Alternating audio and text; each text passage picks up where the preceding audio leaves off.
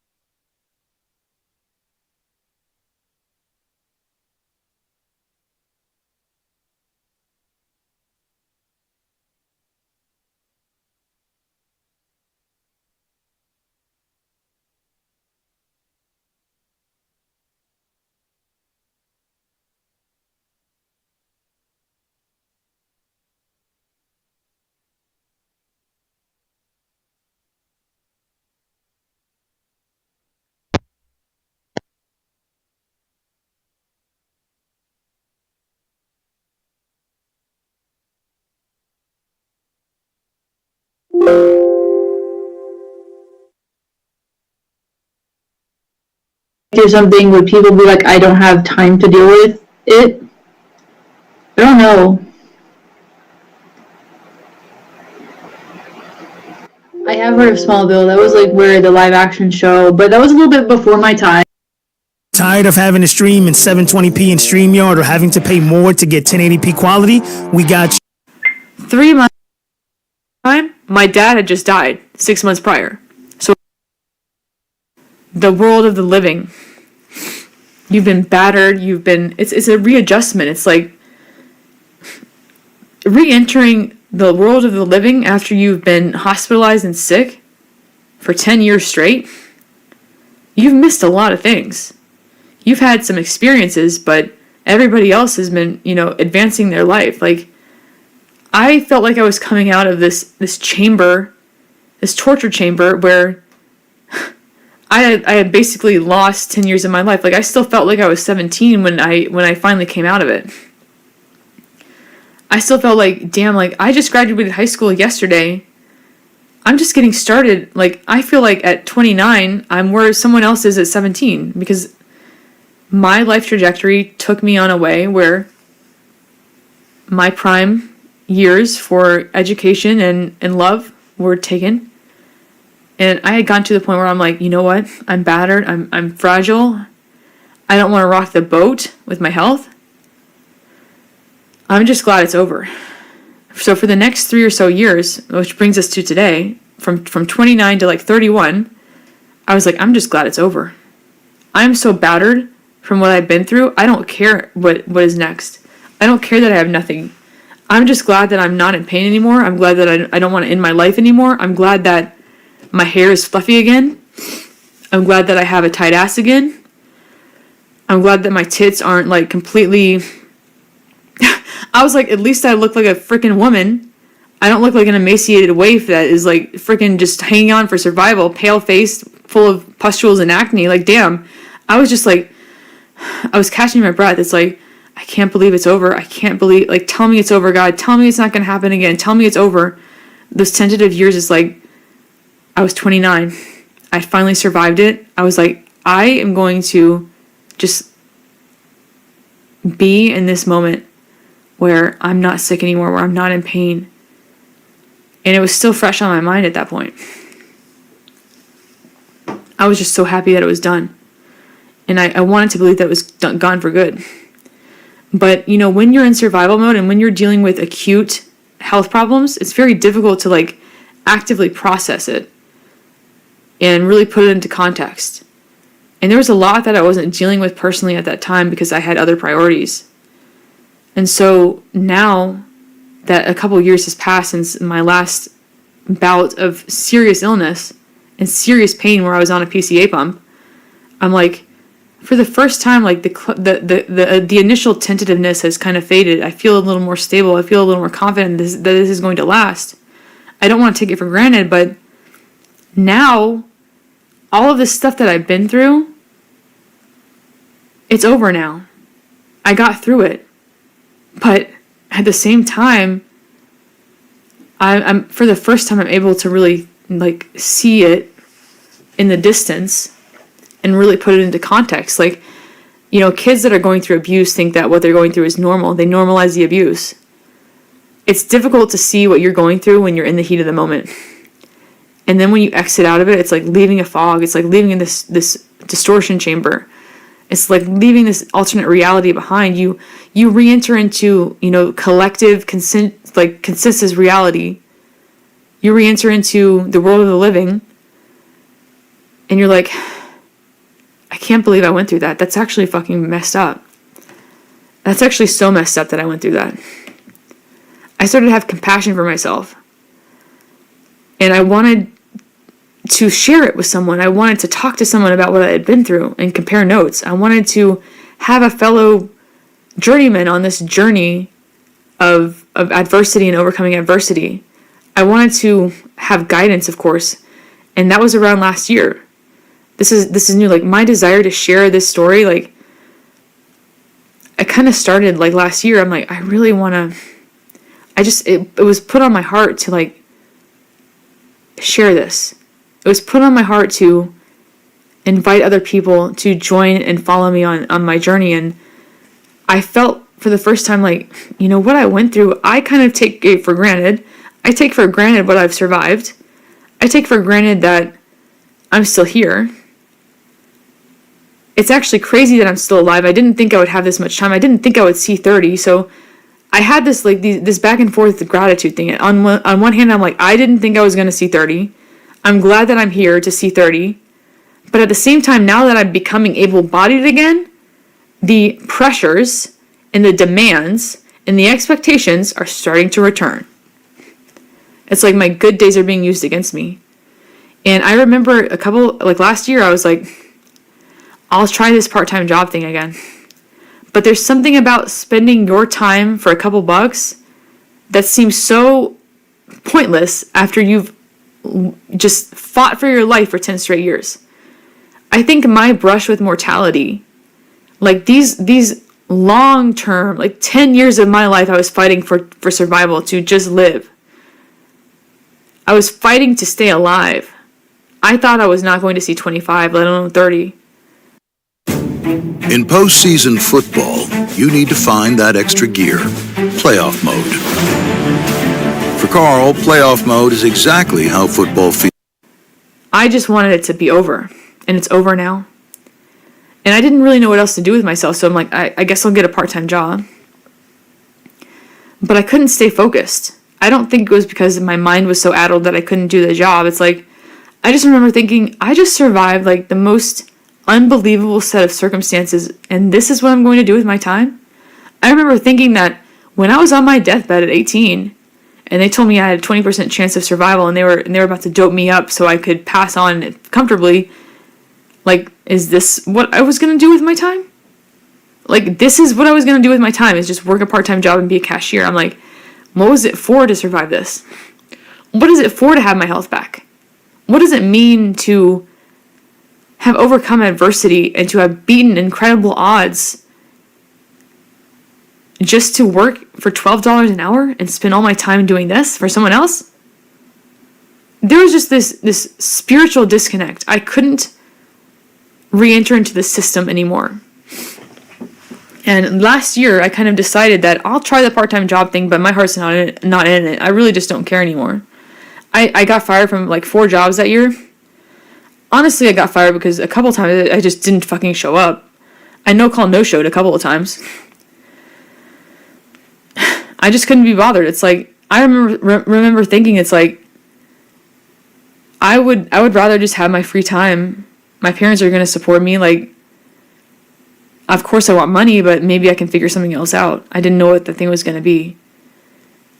And I realized that I have a story worth sharing. I have an experience worth sharing. I have a journey that people want to see evolve and come to fruition. And I wanted to share this with you guys, that I wish I had started taking you guys on this journey earlier.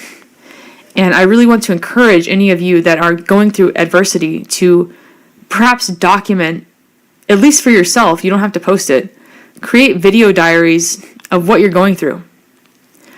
Because you're going to forget how bad it was when it's finally over, if you get through it. I'm not saying that, like, a lot of people go through things that never resolve themselves. But if you do get to the other side, if you do exit that distortion chamber and re-enter the world of the living, it's like you are a different person. It's like the person you were in that moment, and in those moments, like, it's almost like being in a different headspace. Like, your brain, as you're trying to recover from what you've been through, is going to go into a trauma response, and it's going to disconnect you directly from replaying those memories.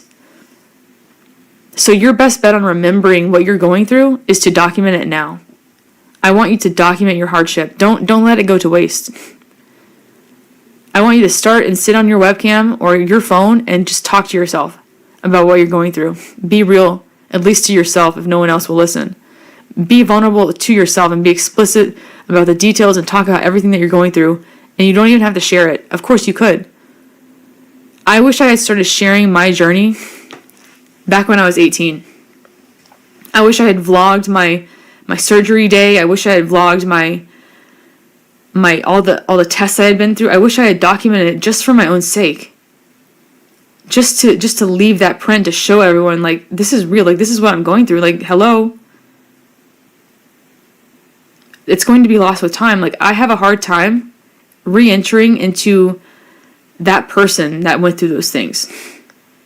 It's hard for me to remember a lot of the details in the day in and day out reality of having chronic pain, because chronic pain creates an altered state of consciousness.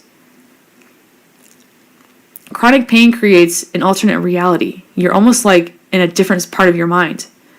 Your mind is like taking information in a different way, and when you go through that level of agony, it's like giving birth to a kid. Like, when women often report that as painful as childbirth was, they forget about how painful it was, like, within 3 days.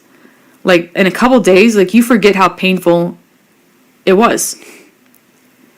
No matter how long it lasted. Like, the human mind protects us from pain.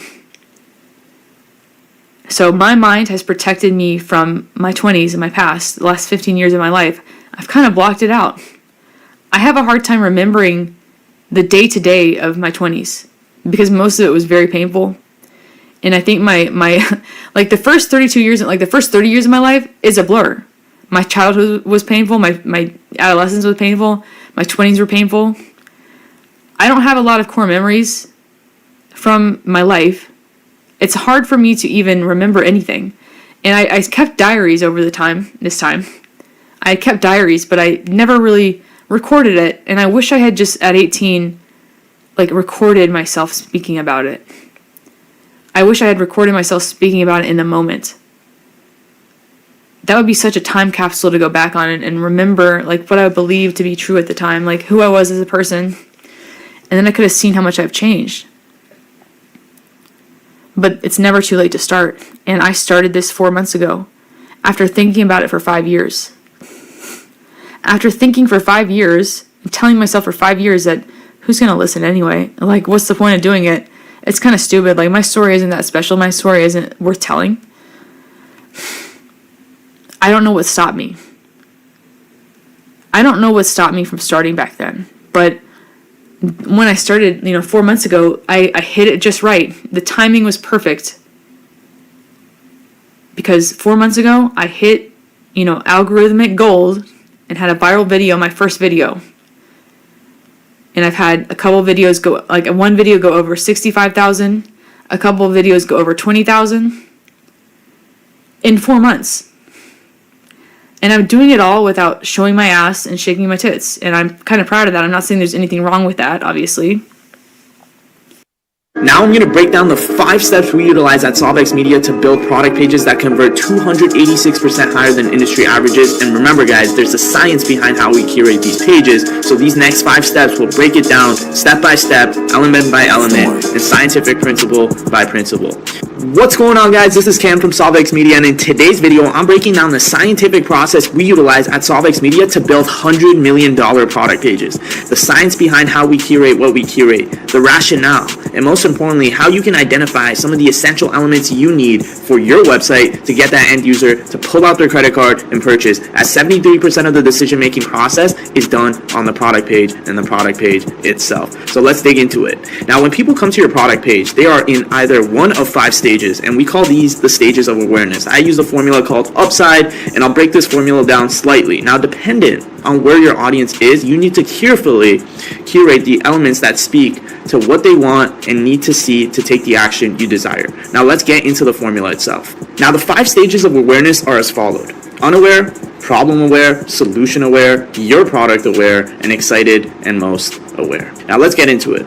So phase 1 of awareness is unaware. These are individuals who have no knowledge of the problem or no perceived need of the solution you're offering. To blitz through the noise, you need to utilize entertainment.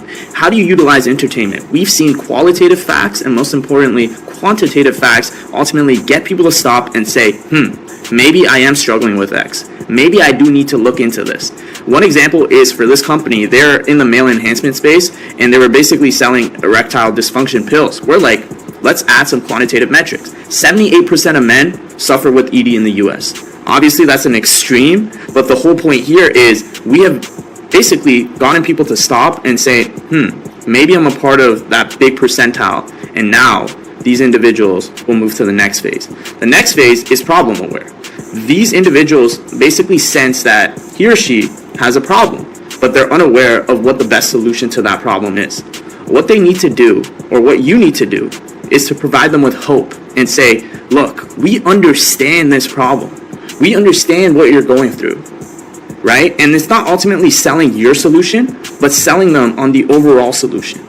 That there is a way from where you're currently at, which is a point of dissatisfaction, stress, anxiety, pain. But I'm doing this as like a relatively average person. I'm not I'm not a baddie, I'm not a professional model. I'm not a trained entertainer. I don't have a special set of skills. All I have is my experience, my microphone, a webcam, and my voice. And it's so simple that this was the solution all along. This was a way out all along. It was right there in front of me. But I finally decided that I'm just going to start this channel unprepared. I'm going to start it without a plan. I had been planning a channel for a long time, and then I could never get past the planning stages. And one day I just decided a couple of days after my 32nd birthday, it's like, I've been trying to plan this for 5 years. Obviously, planning is not my strong suit. I'm just going to fucking do it and learn as I go. I'm just going to learn as I go. I'm going to post my first video today.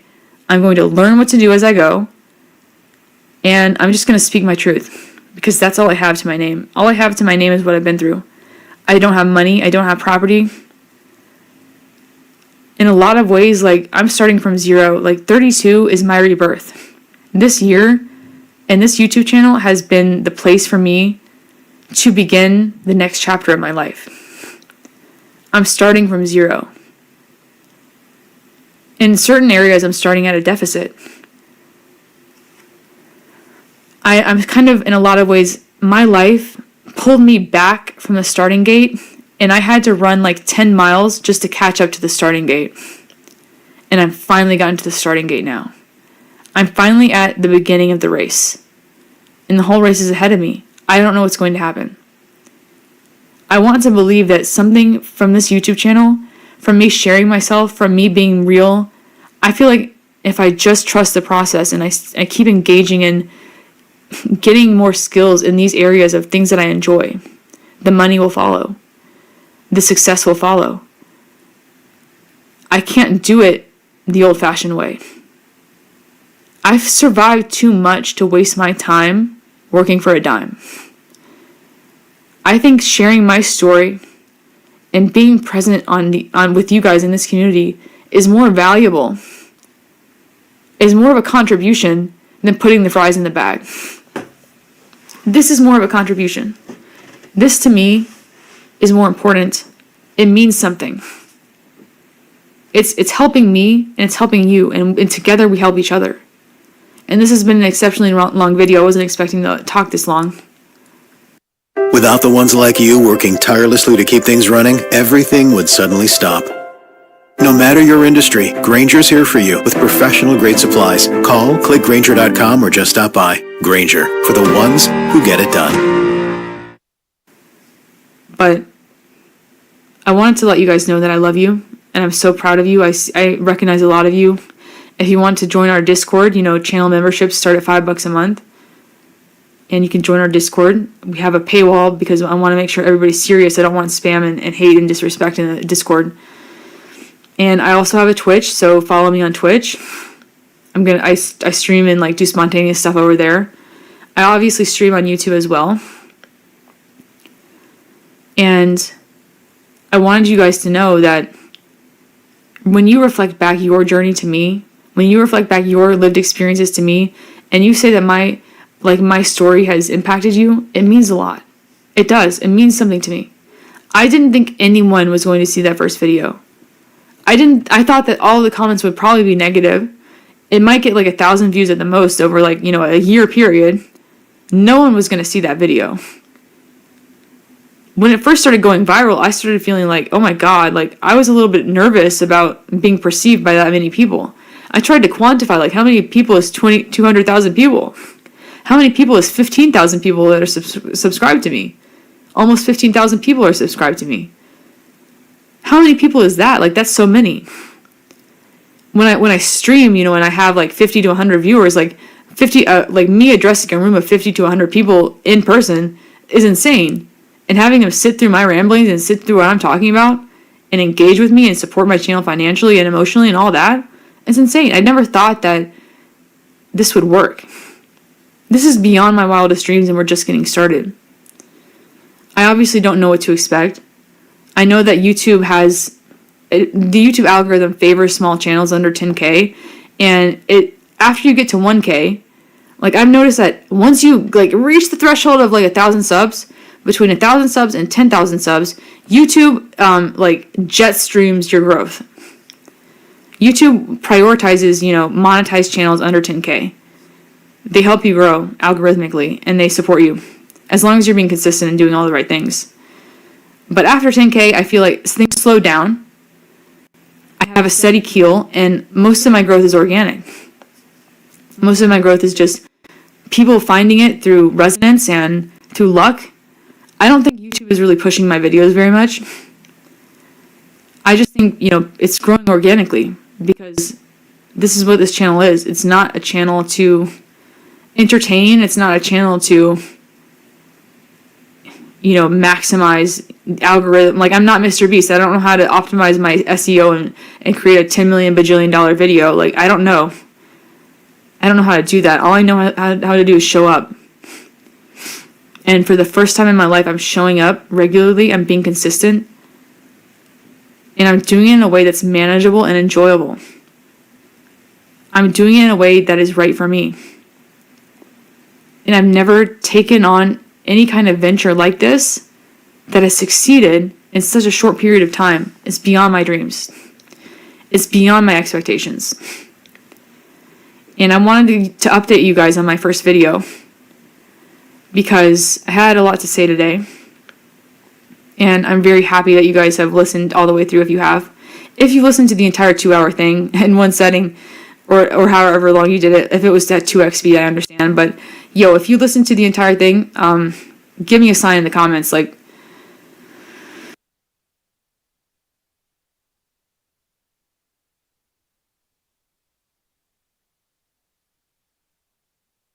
Meet Jam.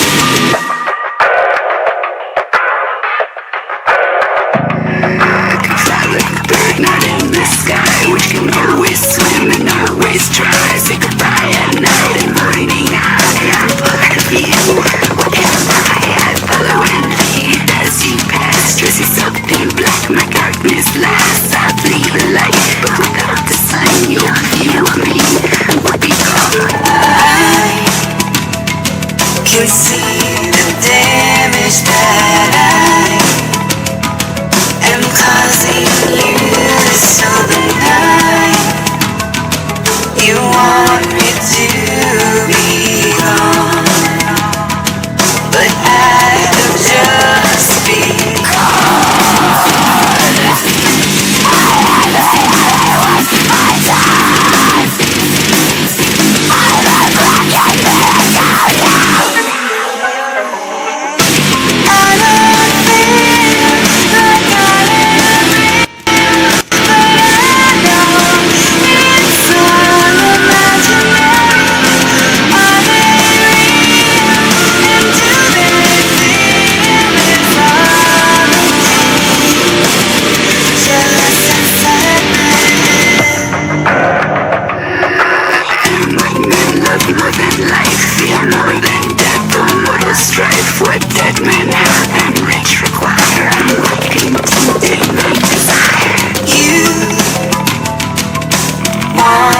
to be gone, but I have just begun.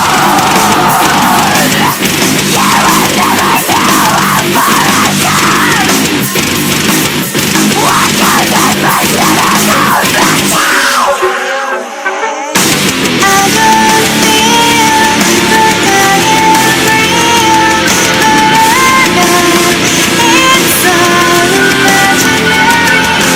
All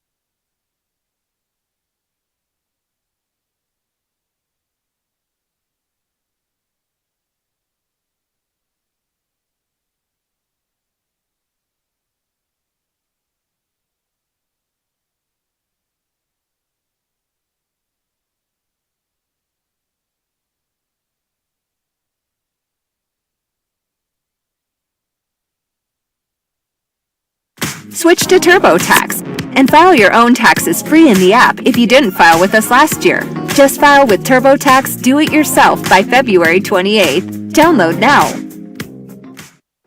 What's the secret to peak health? Going micro with Noom. Micro habits. Hey everybody, welcome back to the... No. See, how do we get away? Number 5 back in the day was Mass Effect. It happened again!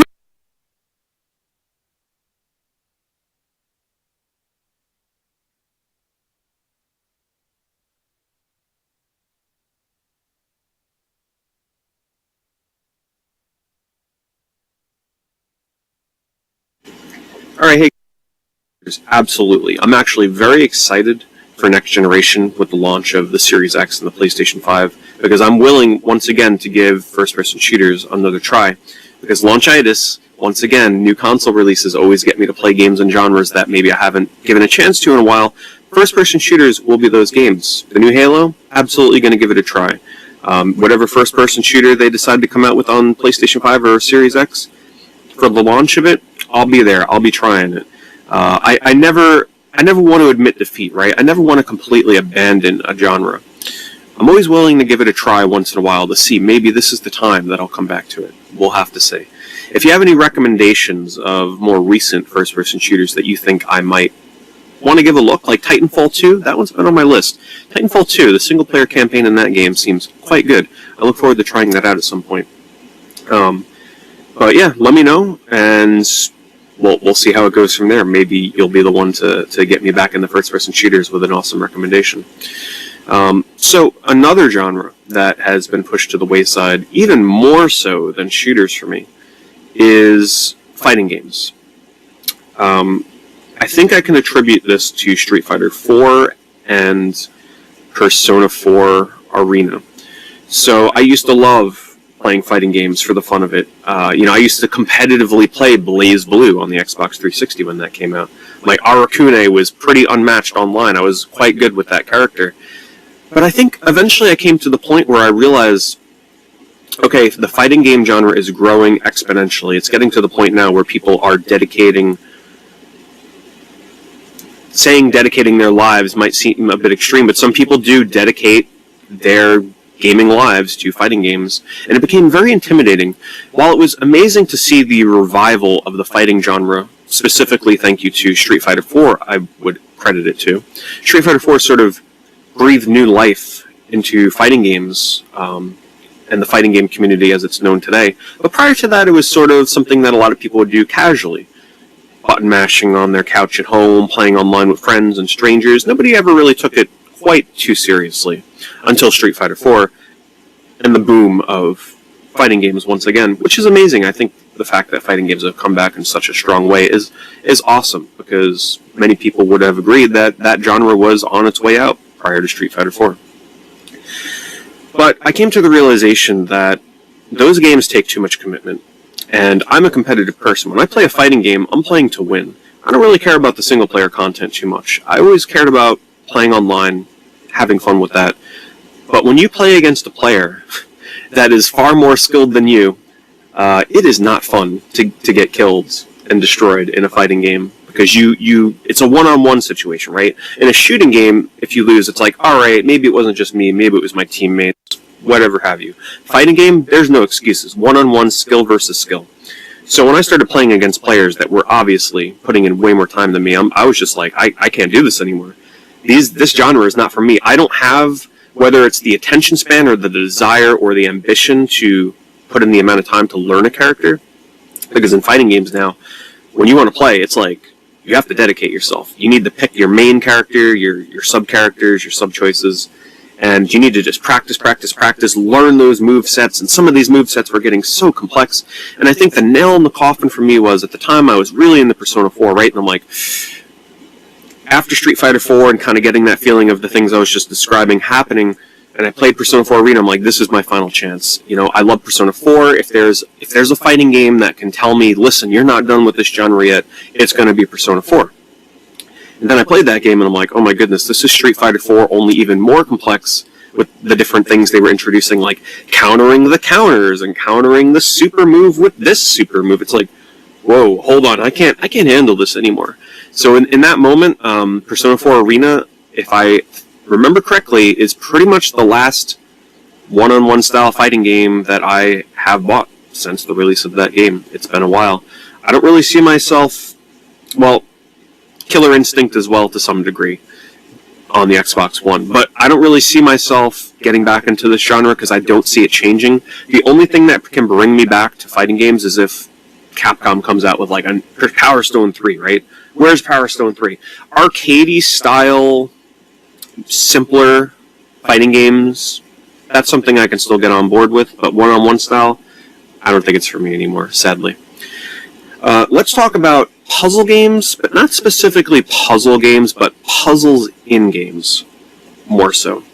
So I've always enjoyed puzzle games. I've always played puzzle games my whole life. You know, some of my favorite games are puzzle games, such as Luminous or Every Extend Extra, for example, are some of my favorites. I loved playing Dr. Robotnik's Mean Bean Machine growing up. But if there's something that I've noticed over the years, it's that puzzle games are also sort of becoming the new fighting genre. They're incorporating online multiplayer, and unless you're constantly practicing every day, you start getting destroyed. Would I have loved to have gotten good at something like Puyo Puyo Tetris that came out, which I did buy on the Switch, but I quickly realized that I'm terrible at Tetris. So how can I compete with other players that are good at it? And I very quickly realized that while I am definitely above average in Puyo Puyo, I can't beat these grandmaster players that are, you know, practically wiping my board within the first 30 seconds. Now that's puzzle games in general. I still play them, still appreciate them. There's definitely certain ones that look right up my alley, but when it comes to sort of like Tetris clones and, you know, just your simple boiled down puzzle genre, I don't really dabble in them too much. The thing that relates to it though are puzzles within games. So what do I mean by this? RPGs, platformers, any kind of genre that you can think of that incorporates mind-bending, thinking man's puzzles have really been one of the biggest hits that I have taken on games that I enjoy. Now, what's a great example? When Braid released on the Xbox 360 for the Summer of Arcade promotion, right? Everybody remembers the release of Braid. That game was so big for the 360 Live Arcade. Very innovative for the time. Rewinding and setting up your characters in different ways, the character of Braid in different ways to sort of get through the puzzles. It was mind-blowing what they did with the time mechanic in Braid. I ate that stuff up back then. It was so innovative, so new. But games like Braid have really given birth to this sort of new subgenre of platformers, puzzle platformers. When I play a platformer, I don't want to have to think. I just want mindless collectathons, jumping, platforming, collecting things, get from point A to point B. Maybe you can throw a little gimmick in there once in a while, you know, but don't go hitting me with the quantum mechanics, time-bending, shifting the level upside down, reversing the controls, flipping 20 switches to open this door, and in order to do that you have to have a master's in mathematics. I know I'm getting a little excessive here, but I think you get the idea. I'm not into that kind of stuff. I'm not into the puzzle gimmicks anymore in platformers and other genres as well. I just want my games to be simple. I really, I don't know if that has to do with the fact that, you know, I want to think less when playing games and streaming games and whatnot and not have to worry so much about, like, getting stuck on a puzzle for 30 minutes in front of an audience or something. I don't know. Maybe that has something to do with it. But I kind of just want to sit back and relax these days. I want something that's not going to frustrate me, that's not going to complicate the game too much. Now, granted, I definitely play games with puzzles and gimmicks, but I'm very peculiar about it, especially when it comes to platformers. 2D platformers, very picky with my 2D platformers these days. They need to be pretty simple, and nothing thrown in that seems excessive or unneeded. It seems like with platformers these days, developers just feel like they need something to stand out, and it's getting kind of ridiculous. I understand that the space of, especially indie platformers, is becoming very vast and big, and you sort of need that one hook to get people to look at your game and say, wow, that's what makes that game different from everything else. But at the same time, it's getting to the point where it's like, man, people are thinking of some of the most insane and crazy stuff that's sort of hindering the games in some way because they're thinking a little too outside the box. When sometimes people like me, we don't want anything extra. We don't want any extra meat on them bones. Throw us that skeletal bone of a 2D platformer, and we'll eat it right up. Sometimes less is more. Another genre for me that I have dabbled in the past, but now I've almost completely written it off, are traditional sort of point-and-click adventure-style games.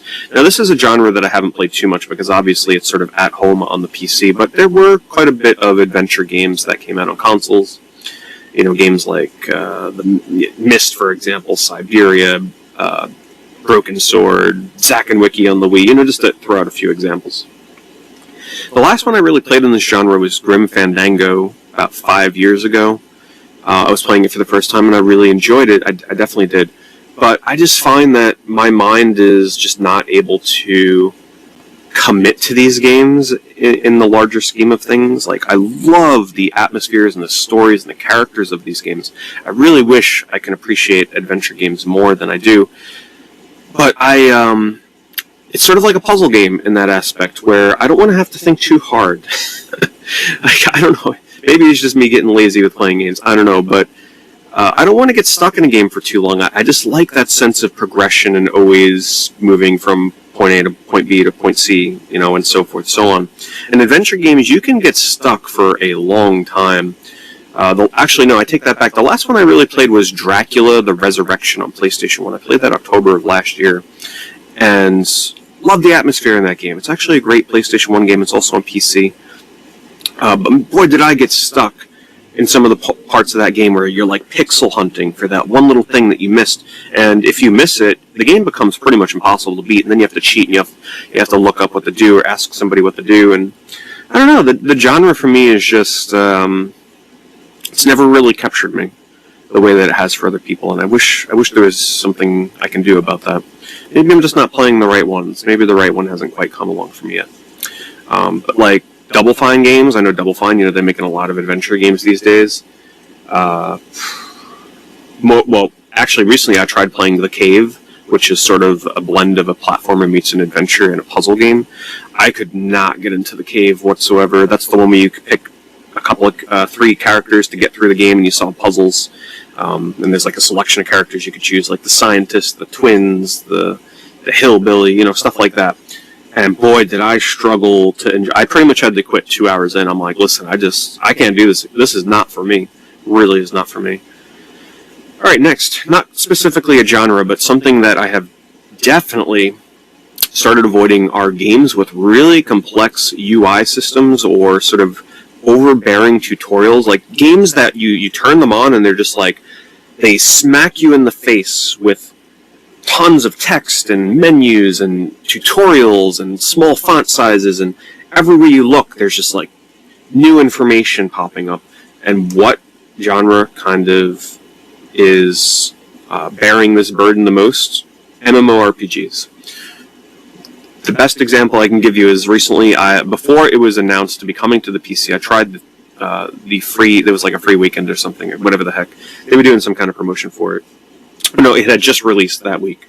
I tried out Phantasy Star Online 2 on the Xbox One, and I'm like, all right, let's give this a chance. Let's see how it goes. And, you know, granted, I never really grew up playing Phantasy Star Online 1 very much. I played it on the original Xbox for like a month, and that was pretty much my experience with that game. But I'm like, let's give 2 a chance. I turn it on, and I just felt so overwhelmed. So many different tutorial boxes. The UI font was ungodly small. Very, very small. The screen was just so cramped with information. Tons of NPCs to talk to, giving you clues and hints and what to do, and in some cases, not even telling you what to do in some cases. Very confusing. And it just brought me back to simpler times with like Final Fantasy XI on the PlayStation 2. That super simple UI. Chat box, menu box, done. And it's still pretty much the same for Final Fantasy XI these days, especially if you don't mod it in any way. Whereas MMOs these days, boy, let me tell you, it is... And not just MMOs, we're talking about games like RTS games, even action games in some cases, especially games that require a lot of big item pools and crafting. I just tend to avoid games that have a really complex UI system behind it. I don't want to pause the game or open the menu and be greeted with like 10 tabs of things to sift through, or an inventory menu that is just like overwhelmingly complex, especially crafting. Just another example of how things have changed for me over the years. I don't want my games super complex anymore and overwhelming. Next up is long RPGs. I still love my RPGs. I do. RPGs are still one of my favorite genres. Definitely right up there with platformers. Pretty much tied, I would say, at this point. 3D platformers and RPGs. But I have found that over the years, I definitely lack the time and commitment to finish RPGs that are super long. What do I mean by super long? I'm way more inclined to beat an RPG that's in the 20 to 30 hour length, even preferably shorter. I don't mind an RPG that's 10 to 15 or 20 hours. That's perfect for me. It means I can beat it, in a few days. That's completely fine as long as the game feels like it told a story and I had meaningful character progression. I don't need to be grinding for 20 hours anymore.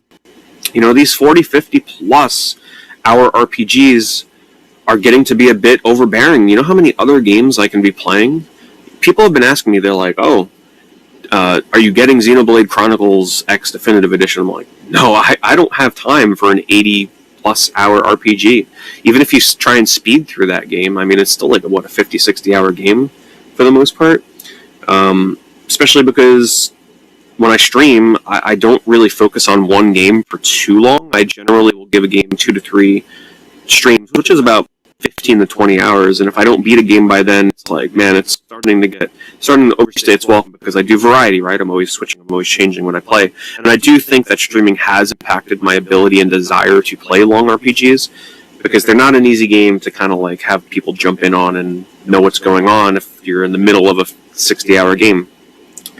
And that's just not the style that I go for in the games that I play on stream. So yeah, games like Persona 5, man, I love Persona 5, but after I got like 50-ish hours into that game, it was getting too long for me. Give me the short RPGs. Will I still play long RPGs? Yeah, I mean, I beat Final Fantasy VII Remake. That's an exception, right? That game is like once in a lifetime. How could I not beat Final Fantasy VII? It took me about 45 hours, but boy, it was worth it. That game was absolutely worth it. But I'm very, very selective in long RPGs that I choose to play these days. That is for sure. In terms of genres, general broad view, that's pretty much it for what I can think of when it comes to genres that I definitely have sort of taken a backseat to in some way these days. Just to briefly mention some genres, though, that I have reawakened to, and some of this especially for horror. Once we get closer towards October, I definitely want to do a video specifically talking about my rediscovery of the horror genre, because boy, has it been eye-opening. Because for those of you that don't know, I've never really been a big player of horror games, but since I've been doing horror streams every October where I spend the entire month playing nothing but horror games, I've discovered so many amazing games that I never played. So many games that people are like, how have you never played this game? I'm like, well, I never really used to play horror games, really. So it's been amazing to discover the horror genre and just this wealth of games that I had never played before. So even though first-person shooters or fighting games have sort of taken a backseat, I've replaced it with horror, and we're going to touch more upon that as we get closer towards October this year. Another genre that I have always loved, I've always loved playing racing games. Don't get me wrong, it's not like I'm suddenly in love with racing games and I never was before. I used to play them, especially kart racers. But that usually was the extent of what I used to play with racing games back in the day, were kart racers or overly exaggerated arcade-style racers like, say, Jet Moto 2, for example. But over the years, gradually, I've really been getting into the racing genre. Whereas previously I was very selective in the racing games I buy. Now, like every console I have, I'm filling it with janky, silly racing games of all genres, except for simulation racers. I'm still kind of warming up to that. It's not really my racing genre. I'm not really into fine-tuning my cars, and every little tiny thing you do affects the stats and the way it turns. I just want to pick a vehicle, jump in, and race. And while I've always been into that style of racing game, I've really taken to it more so over these past 5 years, where I'm starting to pretty much buy any racing game that, you know, is cheap and looks fun, whereas before I was quite selective. So racing games, bring them on. I think it's great that we've sort of had this revival recently of sort of dormant racing subgenres, like the demolition style racers that are coming back, and especially the arcade style 90s aesthetic, 80s and, well, yeah, more so 80s and 90s arcade style aesthetic of racing games that is becoming more and more prevalent. And I say, bring it on, especially if you're going to add online multiplayer. I'm all for it. So anyway, guys, hopefully that's a sort of nice overview on what games that I maybe don't play much anymore that you thought I did, but I definitely don't, because, you know, my old videos gave you that impression that maybe I'm still playing them now. Will my taste change? We'll have to see. You know, with the release of the next-gen consoles, maybe I'll reawaken to certain genres that I haven't been playing for the past few years. And like I said, if you have any recommendations for me that maybe, you know, might help reinvigorate certain genres that I've sort of fallen out of the loop with, let me know in the comments below. And also let me know what genres have you fallen out of love with over the years, or not so much love with, but the ability to play. I think that's a better way of putting it. Anyway, thank you so much for watching, and I'll see you guys in the next video.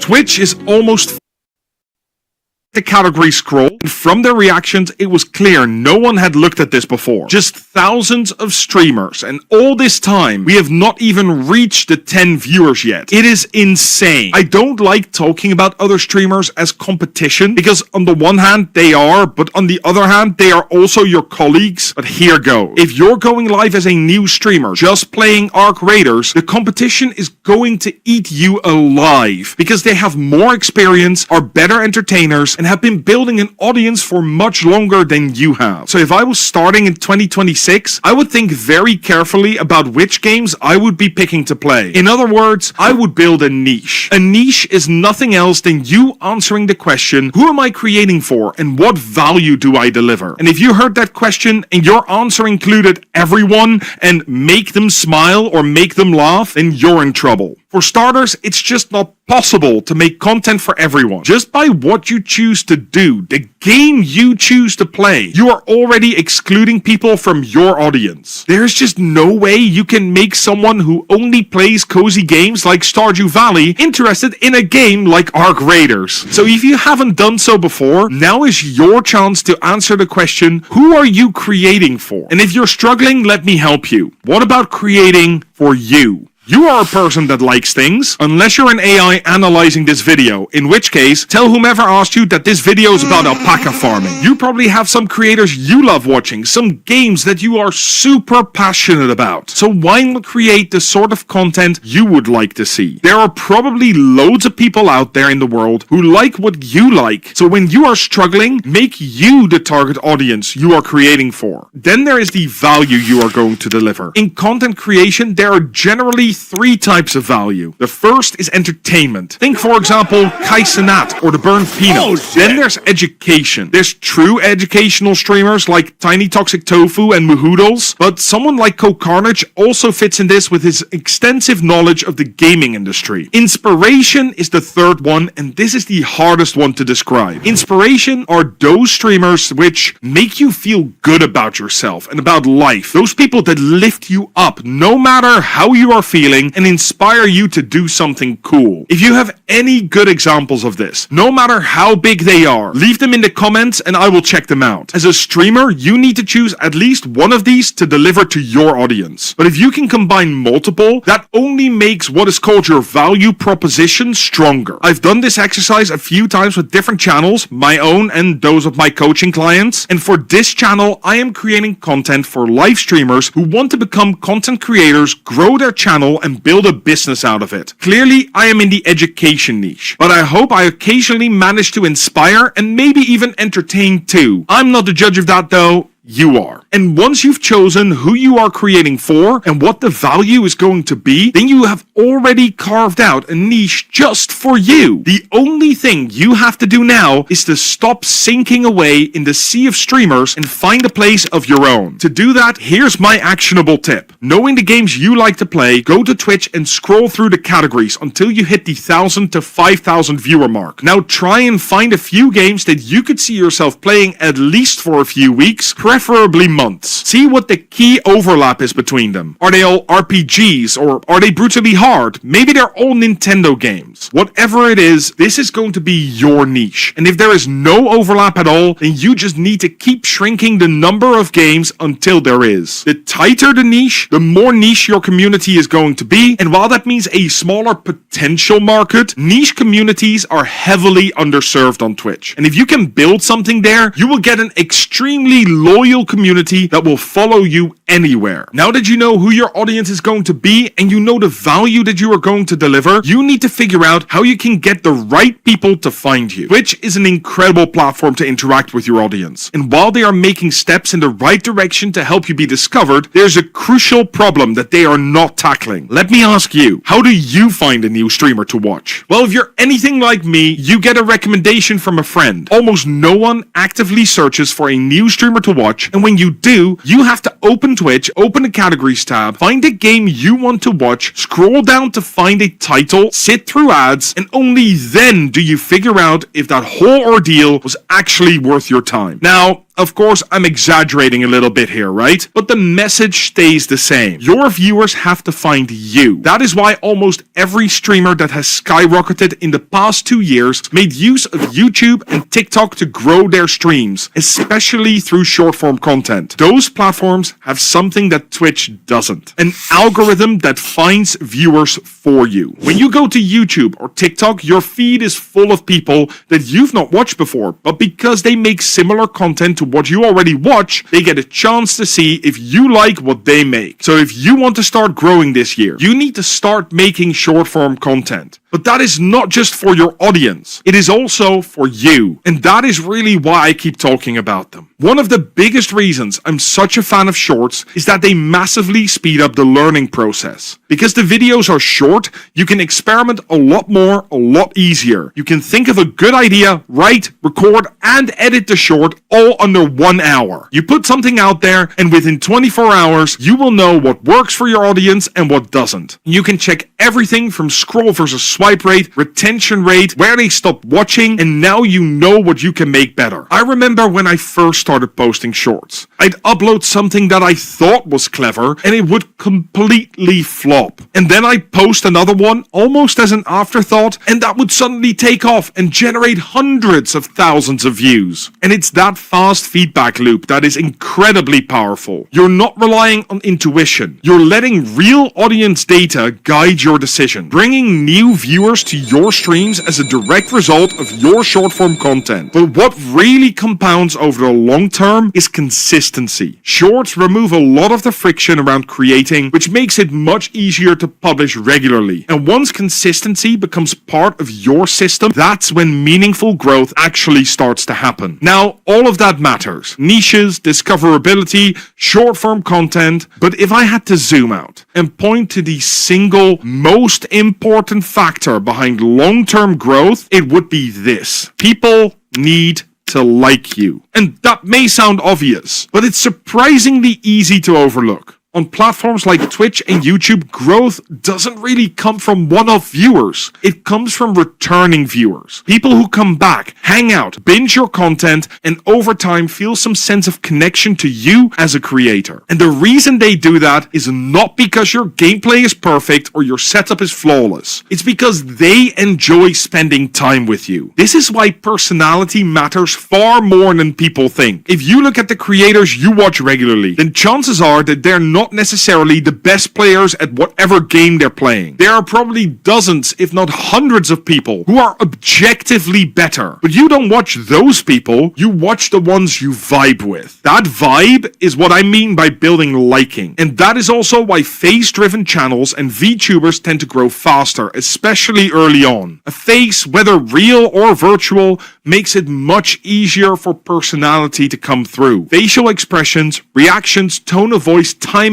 all of these things help viewers feel more connected more quickly. Now, that doesn't mean faceless channels can't work. They absolutely can. But they are significantly harder. Without a face, you need to rely much more heavily on things like strong commentary, clear structure, and intentional storytelling. In the end, it's not easier. It's a different, more demanding path. The key thing to understand here is that you don't need to change who you are. You don't need to be louder. You don't need to be more energetic than normal. You don't need to copy someone else's personality. What matters is being consistently yourself. Just slightly more intentional and slightly more expressive than you might be in everyday life. Because ultimately, Twitch is a connection platform. People don't stay for overlays or gameplay. They stay because of how you make them feel. But that does mean you need to be able to talk to your viewers and keep a conversation flowing. One of my personal mantras is the ABC of streaming. Always be chatting. And that can be very hard for new streamers because they have never trained this and don't know the small things you can do every day to become better at this. But I have a video right here where I teach you the best techniques to keep a conversation flowing in your chat and how you can actively learn to become a better speaker. And as always, stream better, stream smart.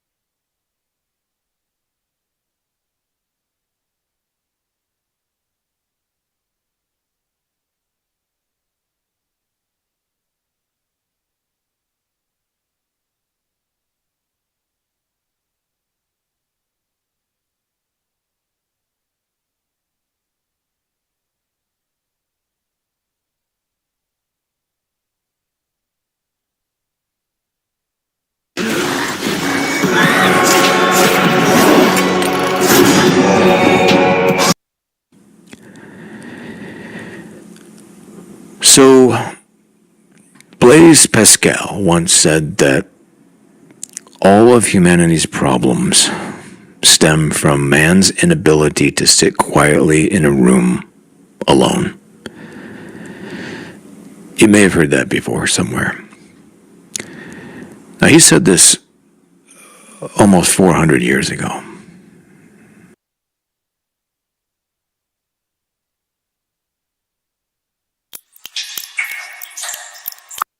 There was actually quite a lot of money back then. For example, in the year of the Great Exhibition, the journalist Henry Mayhew interviews a fruit-selling girl in London who says she earns about £1 6 a week on a 13-hour workday. So that toilet visit would be 40 minutes pay for her. If you're on the London living wage today, 40 minutes of your pay is over £9. Would you use a toilet that cost £9 a go? So it costs a lot of money to use the loo if you're poor, and women just don't have as much money as men. So poor women probably aren't going to be using your toilets. But rich ladies aren't going to be using them either, because there's a massive social stigma in the Victorian period against proper ladies even being seen going into a toilet. If you're going into a toilet, then you poop. And ladies do not poop. Trying to read about toilets in this period is really hard because they simply cannot say it. Poo! Toilets! Wee!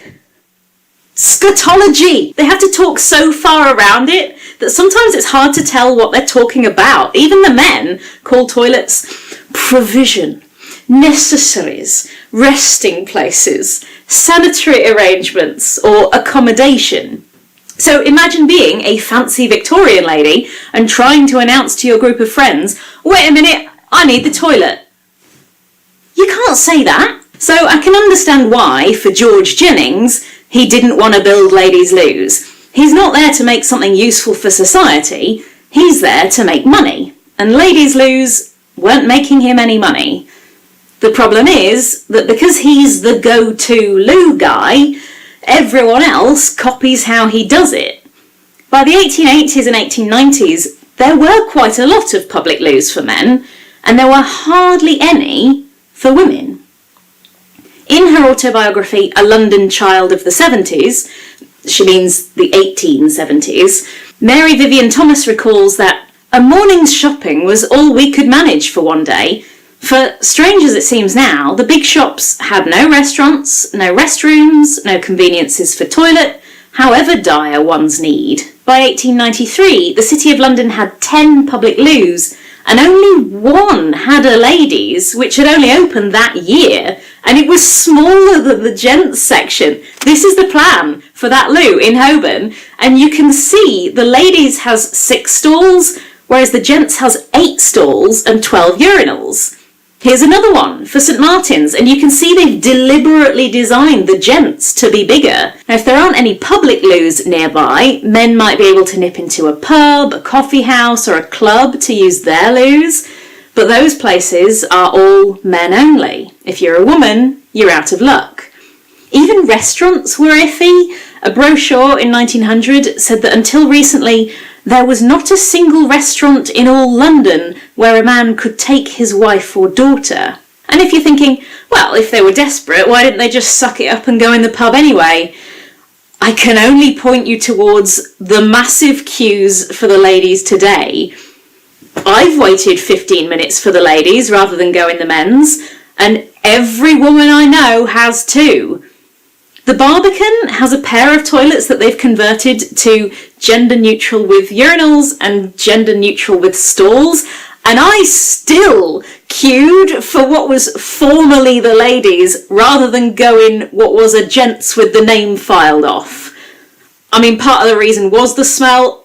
I don't know how you guys stand it, but also the social pressure. That place isn't for me. I'm not allowed in there. And it's not only public loos. Your workplace might not have toilets. By law, they didn't have to. In 1889, the British Weekly Journal described a large printers near Fleet Street where women worked from 8 a.m. to 8 p.m. with no sanitary arrangements. What that means is you can't go too far from your house and you can't stay out too long because sooner or later you'll need to go home just to have a wee.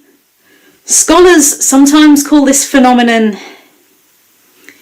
the urinary leash or the loo leash. I'm not calling it that, but if you want to Google it, that's a term that's helpful to know. It means you are bound to your home. There might be whole areas of the city that you can't go to because there won't be a toilet within walking distance, making those areas effectively men only.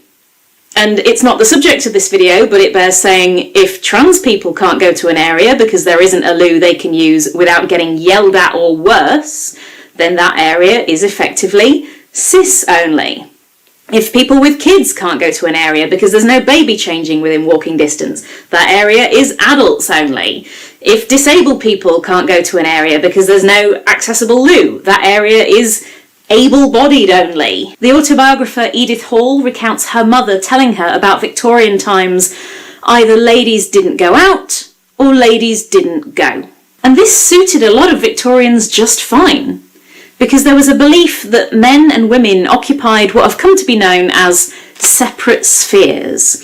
Basically, men should control public life, and not just public spaces, but also politics, the economy, the workplace, and so on. And women should occupy the private sphere, their house. If women couldn't go out in public much because they couldn't go to the loo, that's fine. Home is where they're supposed to be. But not everyone thought this way. There were, honest to God, feminist organisations that campaigned for councils to build more ladies' loos, like the Ladies' Sanitary Association, the Promotion of the Employment of Women, and a magazine called The Woman's Gazette, which said in 1879 that it would seem natural that an age which supplies the needs of dumb animals for rest and refreshment, which provides and others to milliners and confectioners' shops. Tell me about it, James. One of the reasons that local councils didn't want to install ladies' loos is because they thought they'd become hangouts for sex workers. It's hard to convey how much Victorians went on and on about this. If you were a woman, you could hardly sit on a bench without someone thinking you were soliciting. In the 1913 play Pygmalion and the musical based on it, My Fair Lady, the Edwardian flower girl Eliza Doolittle is constantly telling people, I'm a good girl, I am. Because the assumption was that if you were a grown woman selling flowers, then you were secretly a sex worker trying to pick up clients. In 1894, a temperance campaigner called Laura Ormiston Chant investigates a West End theatre for immorality, and she estimates the number of sex workers there by counting how many from disease and rot. I think that's why people got so angry about ladies' loos. In 1900, St Pancras wanted to build one at the junction of Parkway and Camden.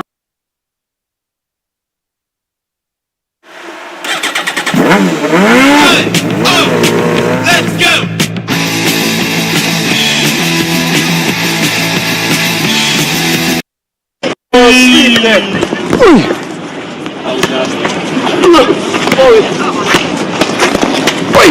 Ja. Shit. Ja, det är så här. Got it?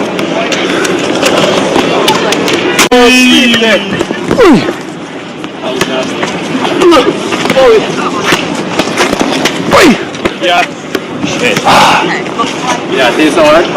Got it?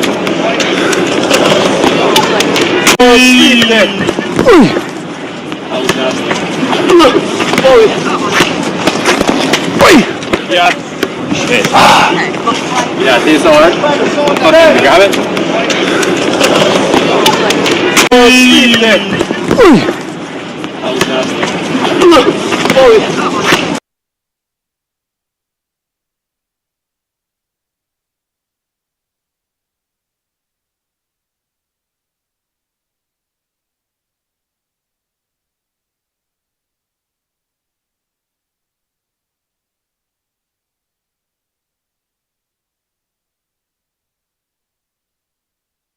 GTA 6 just got a disappointing update.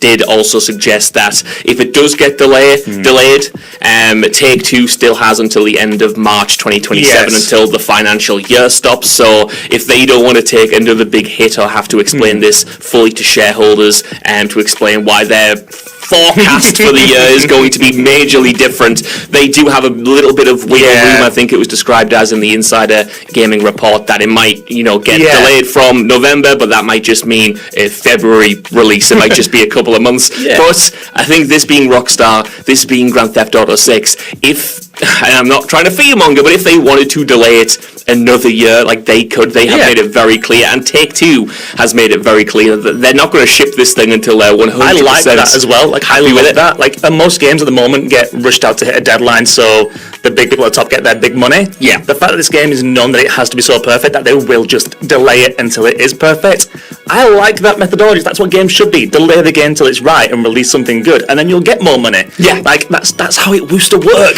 You know what? That's how it used to work, and I fully agree with you. I think Grand Theft Auto 6, though, is like more than a game. Right? It's going to be the most huge cultural thing of the I don't know, maybe even the millennium, of the whole 2000s. Maybe ever. I'm pretty sure Grand Theft Auto 5 is like the most successful media product with just how much it's sold, with how much revenue that it's brought in, how much profit it has made. And it's been no secret that other publishers, console makers like Sony, which we'll get to, industry analysts, industry executive CEOs, they're all looking at GTA to help save the industry, more or less. We just did a news the other day about console sales being down generally across the board. I think people could just be holding off until GTA 6. Literally. No, exactly. Like, it's only anecdotal evidence, and I'm not going to use it empirically, if that is the right word. It could be the right word. But it could be. You let me know in the comments. But, like a lot of my casual gamer friends are the ones who are saying, like, I'll jump into the next generation of consoles, or I'll get back into gaming once GTA 6 drops. In many ways, this might as well be the only game that exists, like, for a certain type of player. And I totally get it, because it has that massive cross-media, cross-cultural appeal where... It's going to be the biggest thing ever. It's going to be the biggest thing ever, right? Yeah. Like, it's going to make so much money, and I think the issue comes when companies like Take-Two or even other companies like Sony are relying on a game like this to not just sell well and do well for itself, but like, quote unquote, save the industry in that regard. Later on in the podcast, as picked up on the PS5 subreddit, there was a post about this. Schreier also talked about the game's importance to PlayStation specifically. Oh, yeah. In fact, Schreier apparently went as far to describe it as essentially like a PlayStation exclusive. He said, quote, PlayStation is the main platform for the game. It's kind of like a PlayStation exclusive, and I suspect that Sony is planning its entire calendar around GTA. They will not release anything within the blast zone. Wolverine is almost certainly going to come out in September or October. Xbox is almost a non-factor. I'm sure they'll sell millions on Xbox, but PlayStation is the main platform, so it's almost, in some ways, it's almost like a PlayStation exclusive. So I suspect Sony is planning its entire calendar around it, end quote.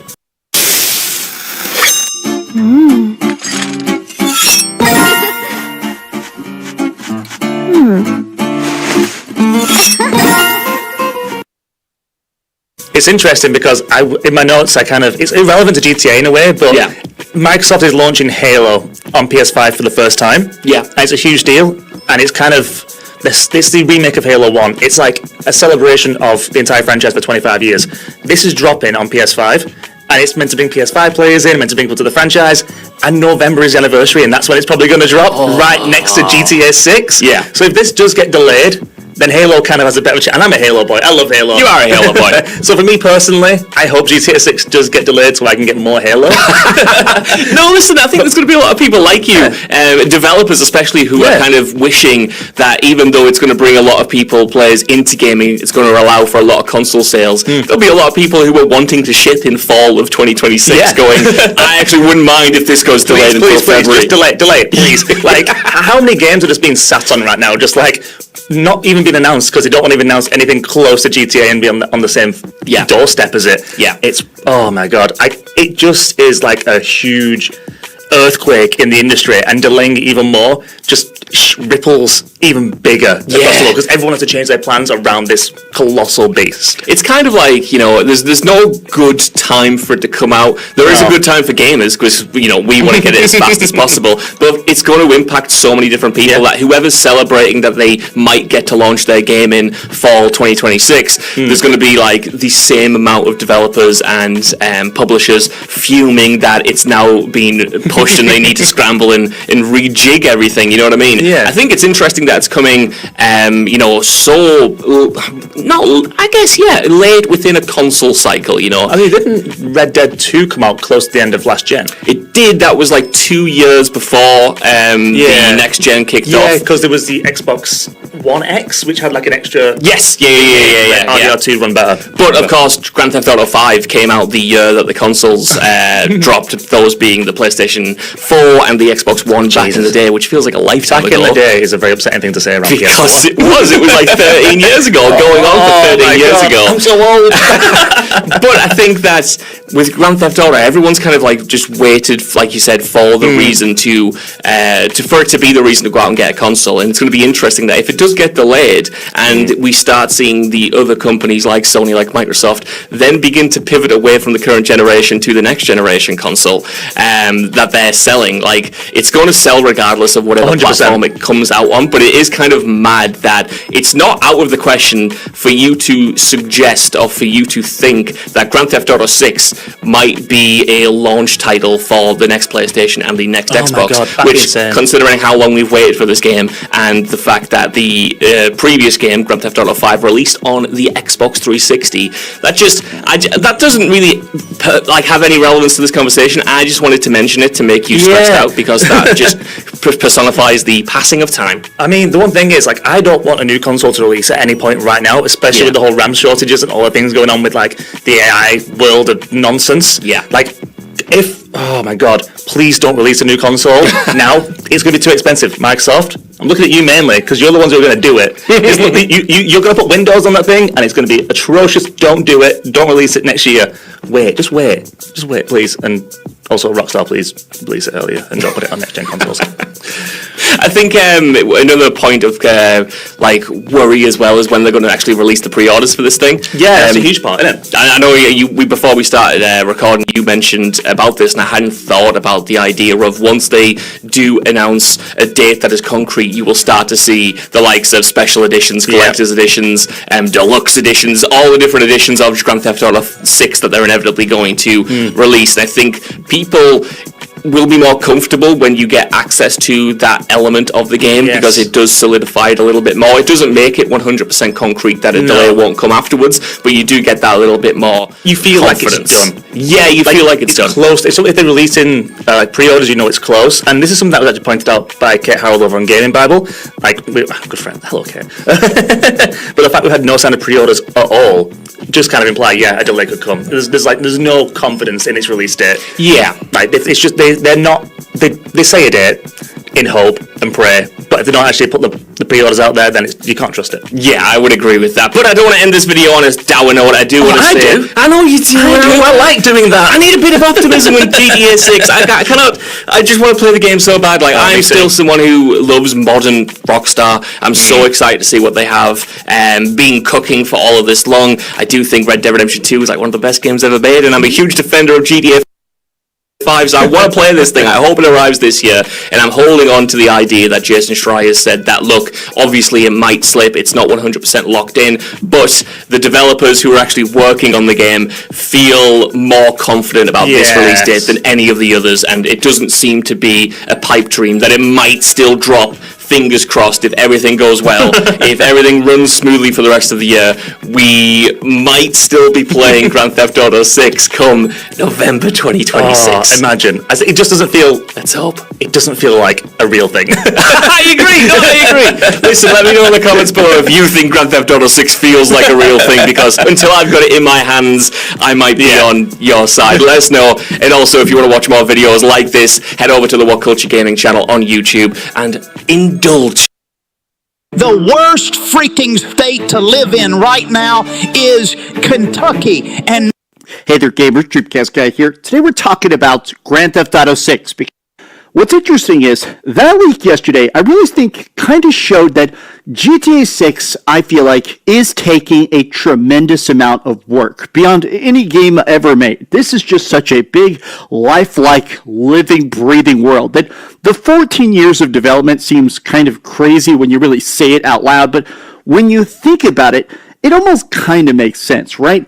But apparently, something I didn't get a chance to cover in the leak yesterday that's extra crazy is that essentially they're primarily making it for PlayStation. But I mean, is anybody really surprised by this? At this point, the Xbox brand is about as dead as it can be. Now, of course, Rockstar is doing with GTA 6 what they did with GTA 5. It comes out first on consoles and then later on PC to try and get you to double dip.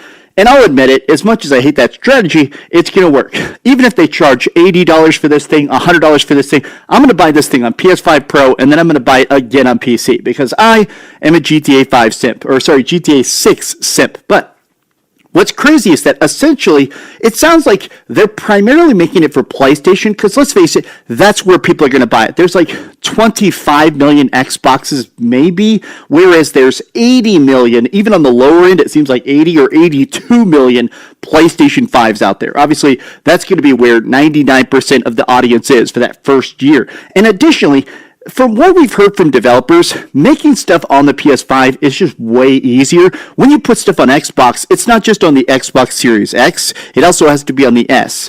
The Xbox Series S version is going to look extremely bad. I think at this point, developers are like, all right, let's basically aim towards the base PS5 and the PS5 Pro to make the game as good as possible, and then sort of shove out a little port of it to Xbox, right?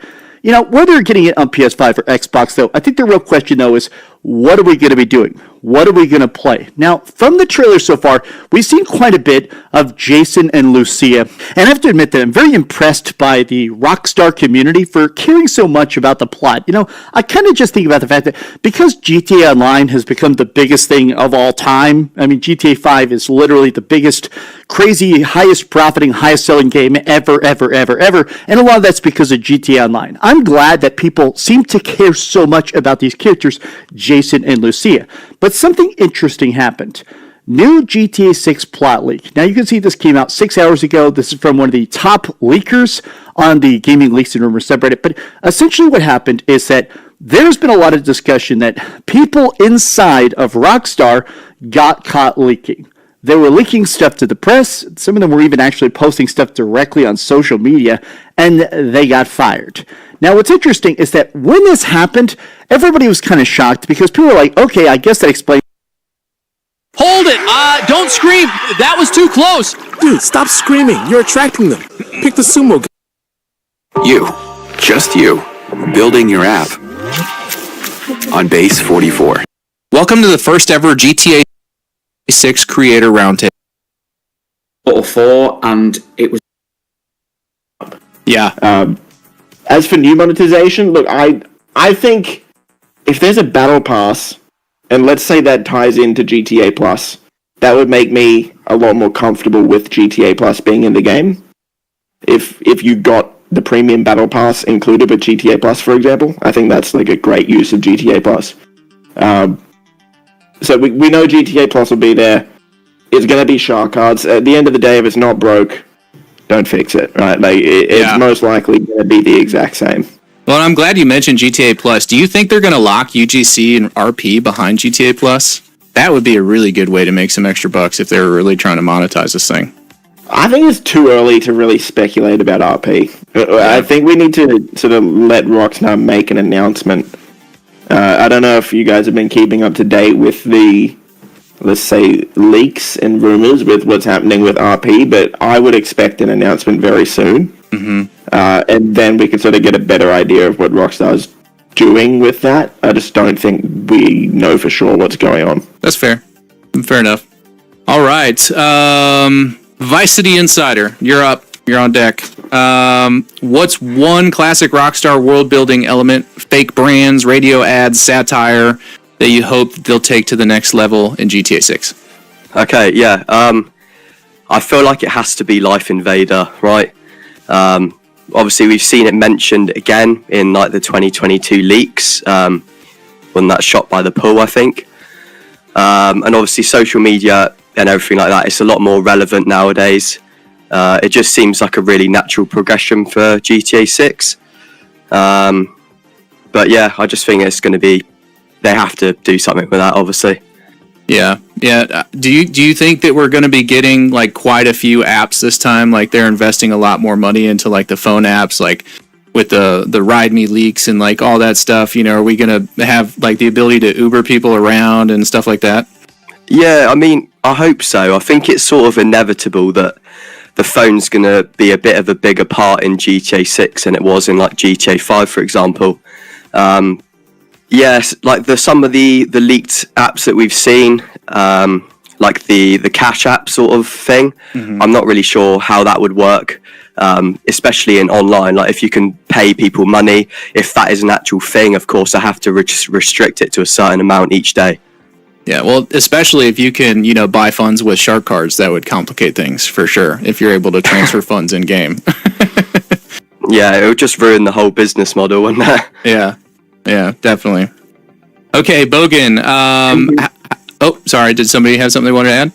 Yeah, I was just going to say, with the app side of things, Rockstar have been employing UX and UI designers that have previously worked with app development. Now, of course, Rockstar did an app for GTA 5 when they launched that, the iFruit app. But they could also be employing those people, especially the UX and user interface designers, could be being employed to actually build in-game apps. But yeah, I think it was a good 6-month period where there was quite a few listings up for mobile development at Rockstar. But the thing is, that could be a real app, it could be in-game. We don't know. All we can do is heavily speculate on what that is. It's definitely, we live in a world of speculation right now, especially on my channel. I know that it's really dry right now as far as news. So trying to come up with anything to give to viewers, you almost have to live in speculation. But one thing I thought was really interesting as it relates to this topic in particular, what if it's both? What if it's both an in-game app and an in real life app on your phone? So, for example, what if you can pull up the map and link it to your online account, and you're holding your phone that has the map, so you don't have to have it on screen. Little things like that, or you can send messages to other people in game, or you do the social media stuff. What do you think the odds of something like that are as far as realistically expectations? I've done about 5 videos on that. I've been tooting that horn for about a year and a half now, because I think the clunkiness of using a controller to use a phone in the game, Rockstar would probably go the route of mitigating that. However, since this has happened, or since they've been doing all this stuff, obviously we've had the Online Safety Act in the UK. I think it's coming to Australia in December, and some states in America are now talking about age verification. I think that might complicate things a little bit for Rockstar when it comes to having their own app that allows them to communicate with other people in maybe a not very moderated way. I don't know. It's so we are so heavily down speculation street right now. But there's if there's something that Rockstar were working on that would get dropped, in my opinion, it probably might be that, because it's so complicated now to implement that sort of stuff. Yeah, definitely a can of worms for sure. EGG, I saw you light up. Were you going to say something, or did it just catch your mic? No. Okay. No. Okay. All right. Let's see. Where were we? Okay, here we are. Bogan, how big do you think GTA 6's release will be culturally, and what does day one chaos actually look like? I think there is going to be a huge shortage of people going to work, so no one's going to be going to work when GTA 6 drop. People aren't going to go to school as well, so it's going to be huge. GTA 5 was already huge, massive, but there's even more people looking at GTA 6 right now. There's going to be so many people calling in. It's going to be chaos, day one, straight up. Just even bigger than GTA 5, really. Yeah, I was joking around on stream, and I said teachers are going to be looking around what happened? Is it the apocalypse? Teachers aren't even going to be at school. They're going to be playing it as well. Yeah, good luck getting, through the fast food line on May 26th, 2026. Yeah. I do wonder what the actual launch is going to feel like, though, because everything is going digital, so people aren't going to be going to midnight releases, but if midnight releases are still a thing, GTA is the game to do it with, but I wonder what that's going to look like. To me, it would feel so lackluster to not get a physical map when you buy a GTA game. Yeah. Like, that's the one thing I'm like, even if they figured out a way to, like, mail everybody one or something if you buy digitally, or, like, you know, I personally, if there's, you know, a physical copy of the game, I'm going to go wait in line and get it so I can have that map. I have to have that map. It's iconic. You know what I mean? Yeah. So, I don't know. That's my opinion on that. But, McTannen, you're up next, buddy. If Rockstar wants players to truly feel connected to Jason and Lucia, what's one narrative choice they could make to pull that off? Dear me. I think, in regards to like the story-wise, if we're going down that route, I really think they've got to make that relationship trust meter quite pivotal. You know, I think a lot of people liked what they did with Red Dead Redemption 2, where Arthur Morgan's obviously got the honor meter, and even though technically the game still ends the same, you choose to either end it in spoilers for any weasels that haven't finished Red Dead Redemption 2 yet. When Arthur dies, unfortunately, sorry to break your heart there. They had a warning. He either dies a good man. I know. Hey, I warned him. He either dies a good man or he dies a bad man. And that is the anchor point of the whole story. You know, like you say, if you are playing it like a piece of shit, Arthur literally has lines of dialogue where he's confused because he doesn't understand why he's so angry all the time. If they can make this relationship and trust meter pivotal between Jason and Lucia, like say for example, I'm not talking about if Jason goes to the titty bar and gets amongst it with, I don't know, Jiggle Physics Jillian or something, and Lucia gives him a side eye, I need it to be more serious than that, so it's actually going to impact certain cutscenes, it's going to impact certain choices. Like say for example, if it does come down to what I've theorised for a little bit, like maybe at some point in the story we have to choose between Raul Batista's heist crew or Brian and Cal with the drug smuggling, if that relationship and trust meter isn't where you need it to be, maybe the game sends you in the different direction and you can't actually choose the option that you want to choose because you've not actually worked on this relationship trust meter. So if they can make it pivotal to the story and the way we actually play the game, I think you're onto a winner. But again, trust. What would you think about that? Trust, CB, trust. Yeah, I'll tell you this. If Lucia starts getting annoying, asking me to stop for fast food, I'm leaving her at home, and I don't care what it does to the trust meter. Okay, let's go back to Cyberboy for question number 3. What kind of water activities should be available in GTA 6 that weren't possible in previous games? Everything. We saw from the screenshots there was kayaking, like non-motorized water activities, essentially. I think what we've seen from some of the screenshots and what we saw in the trailer, some of the bigger boats look like they have interiors. There's actually characters, like you can see them through the panes of glass in some of the windows. That's new for Rockstar.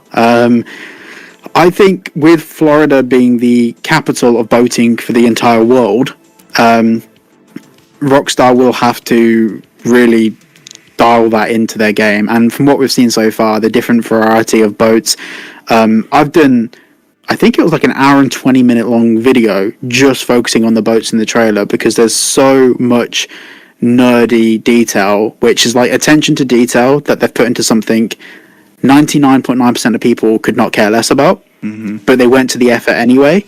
And that's something that I know stuff about. There's lots of stuff in the trailer I know nothing about that they've probably gone to the same level of detail on. So I think what they really need to focus on when it comes to like the marine life and everything is having that play a part in the story, not just being a set piece. Have a mission where you need to go and do something on a boat that makes sense in the context of the story. But yeah, I honestly, I wish I knew where to start with what they might have in store for us. But from what I've seen in the trailer, well, both trailers and the screenshots, I do think that the marine side of the game will play the most important role out of any like mode of transport. I think maybe cars would be just above that. But yeah, I'm so excited. I cannot. No, I need to start. Yes. And while we're on the topic of water, do you think this whole $300 million water budget is true? No. No. Okay.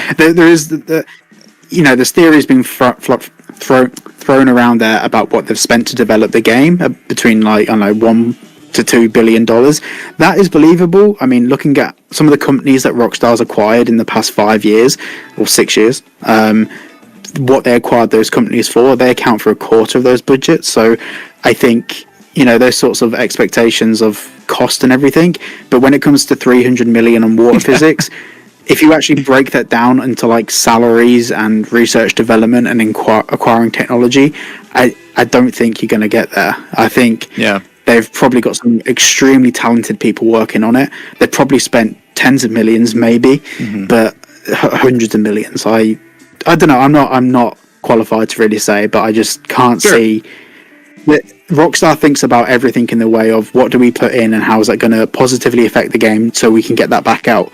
And I don't think a 300 million spend on water physics is going to benefit the game in a $300 million value. Yeah. So, I mean, if it's $300 million and the game's $1 billion, that's like almost a third of the whole budget on just the water. Like, is that really realistic? I'm not so sure. Yeah. Well, I guess it would depend on how much is the water going to play a role in the game. You know what I mean? It's an island. It's basically an island in Florida. You know what I mean? So a lot of water. I don't know about the $300 million thing, but it does look like they're investing quite a lot of resources into making the water as realistic as possible or enjoyable for everybody. And then one more quick question for you, Cyber, before I move on. Are you more of a center console guy or a sailboat guy? Center console. I'm not into sailing at all. Like, I got on a sailboat once and I found it boring. Yeah, boring. It seems like it'd be a lot of work. Friends. What? What are friends? Who said that? I think it was Bav. What'd I do? We heard you, Bav. We heard you. Sailing's boring. If it doesn't have an engine, I'm not interested. Yeah, I don't blame you. For me, I feel like sailing, getting up and doing all that work, like trying to like pull the sail down and all the other stuff. I don't know anything about sailing. I'm talking on my butt right now. Boats are for getting drunk on. They're not for working. Yes, or fishing. You know what I mean? Yeah, fishing and getting drunk at the same time, maybe. Yeah. Exactly. All right, TGG, you're up for question number 3. Programming skills aside, if you could create any user-generated content experience inside a GTA world, what would it be? I don't know about experiences necessarily, right? Like, that's probably going to fall into the RP side of things, and we don't know what Rockstar's going to do with UGC. I'm sure we're going to see some crazy shit, right? Like stuff we're not even thinking about. But when it comes to what I would like to see, I'm sure you guys have seen like the Far Cry map creator. Like, people have created Jason's house already, right? Yeah. Battlefield 6 just came out. Within like a few hours, people created Shipment from Modern Warfare. Right? Yeah.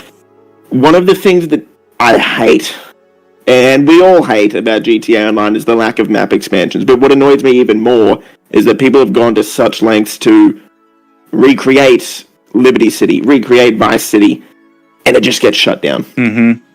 If people had the ability to create either their own new cities or bring back old cities and make them playable in any way, that would take, one, a lot of stress off Rockstar to do all of that, even though I'm sure they are planning on doing that, but wouldn't that be fun? Oh, yeah. We're going to make GTA Australia? Hey. We'll make GTA Australia. GTA City. But man, City's good for crime. Apparently, one of the best parts of GTA is the map. It's the world, and we wouldn't be here complaining about how stale GTA Online is if we got more map expansions. If Rockstar gives us the ability to do that, and like that's one of the reasons I like RP a bit. I haven't played too much RP. I don't know about you guys, but even just exploring RP, seeing little tweaks that people make to the maps, the new interiors that all of these devs put in RP, like that stuff is so cool. Yeah. Yeah. Imagine that every single day. You can make that, man. And TGG, do you think like map expansions is on the cards? It's a guarantee for GTA 6 or not really? Yeah, Jason Schreier is pretty reliable, and ever since 2020, when he leaked in 2020 that it was going to be a white guy and a Latina woman as the two main characters. That was 3.5 years before the trailer came out. Mm-hmm. And he said, yeah, map expansions is what Rockstar is going to be doing. So I trust him. He's pretty reliable. So I'd say it's pretty much 100%. Yeah, I'm with you. I think there's going to be a lot of heartbreak if they don't expand the map. I mean, we can get into a lot more, and we've all heard about the Gloriana license plates and all that stuff, and people are freaking out thinking we're going to get a whole nother state and all that. I tend to think that it's probably just going to be the state of Leonida with Vice City, maybe a few islands sprinkled around for us to go out and explore at launch, and what we get later on down the road is anyone's guess. But there's I agree. Like, I think a second state straight off the bat is a bit unrealistic. I think they've just brought those mountains down from like Georgia in real life, just to give us that sort of like Mount Chiliad feel that we had before and a bit of variety. Yeah.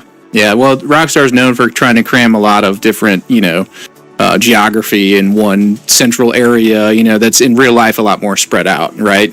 So I get the whole, the mountains in Georgia thing, but I don't necessarily think that translates to we're getting a second state because of those mountains. You know what I mean? So I wouldn't be so sure though. They said it's up against the state's northern border, so that pretty much means there's either gonna be another state or we're gonna be landlocked. Yeah. Because if it's up against the border, there's something beyond the border, right? It's not just water. I feel like the map's going to cut off there, personally. I can't see it. Landlocked. Yeah, sort of like Mount Chiliad, where it's at the top of the map, and then that's the end. Well, I've heard the arguments that it's a bit like Red Dead. Yeah. Go ahead, Cyber. Yeah, I mean, Red Dead did a really good way of kind of limiting the map. Obviously, that was limited by technology of the time.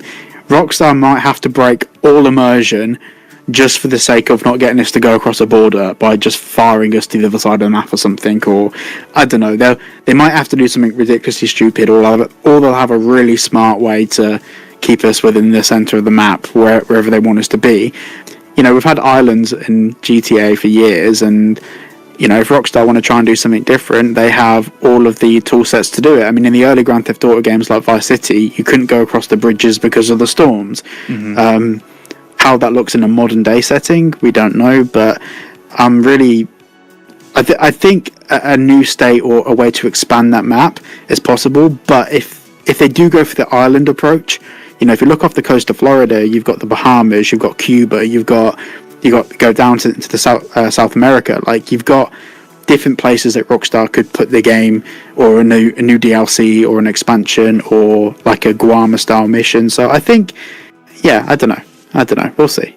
And we know next to nothing about the northern edge of the map either. So I think it could definitely go both ways. I think early on, when I was first making my mapping video, one of the things I tossed around was the idea of it being kind of landlocked, like in Red Dead Redemption 2.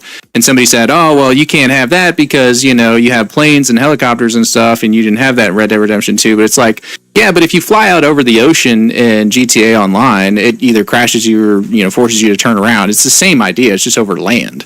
You know what I mean? So I'm not totally opposed to the idea of it being landlocked. I think that would be a really good way to leave the door open for giving us more territory down the road that they can kind of incrementally add to the game. So I do like that idea. I just don't think we're getting a whole second state at launch.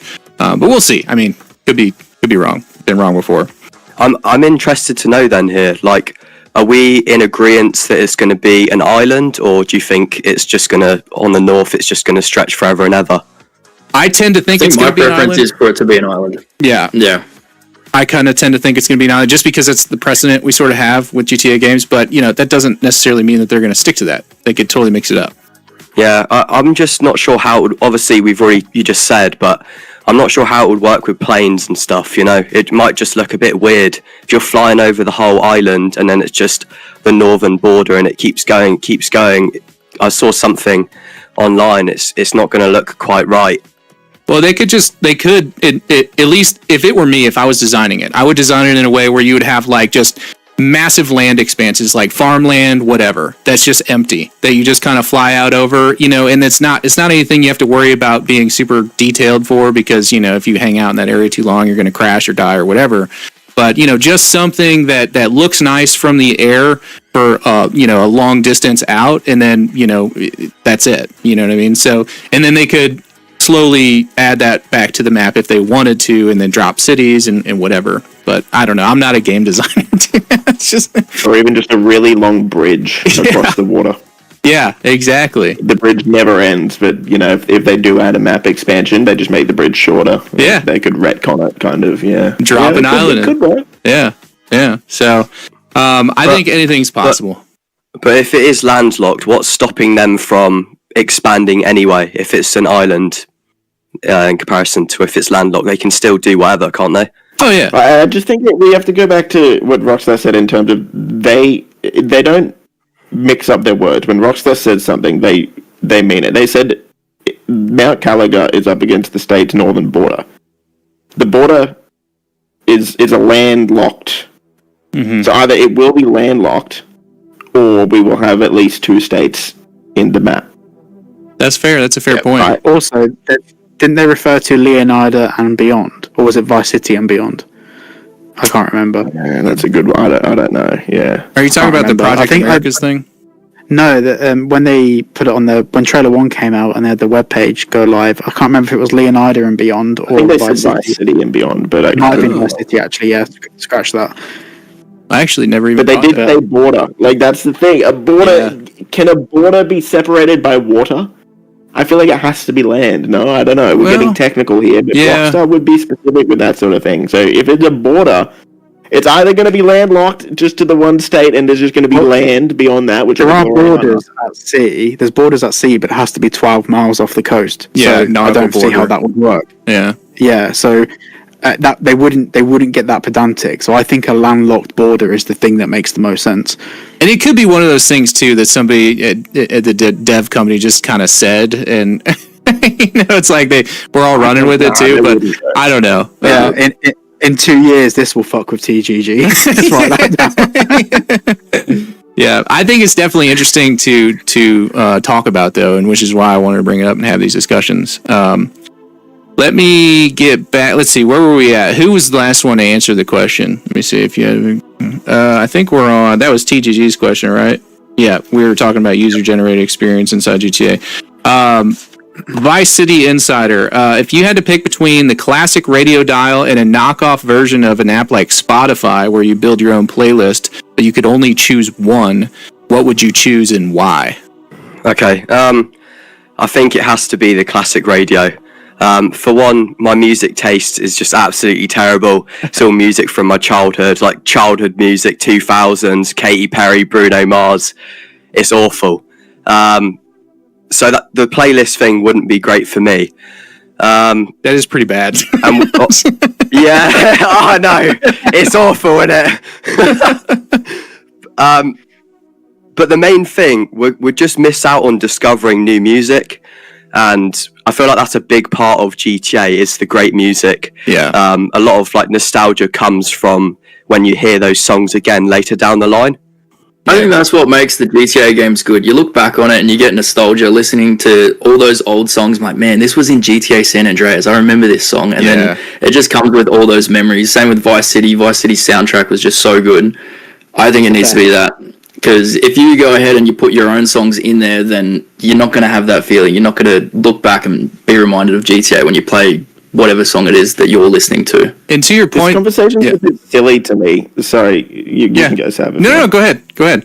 I'm just a host. They're here to listen to you guys. Okay, I think this conversation's a bit silly, right? I've heard a lot of people that want Spotify and you can make your own sort of radio station or playlist or whatever. But to me, like, as you guys sort of spoke about, I agree with all of the reasons you guys spoke about in terms of why we should have an in-game radio. That's what makes GTA GTA. But what people are kind of forgetting, and I don't know, like, guys, we pretty much all wear Bluetooth headsets that can connect Spotify to your headset anyway. Like, PlayStation has a Spotify app built in where you can play Spotify while you're playing games anyway. You can do this already.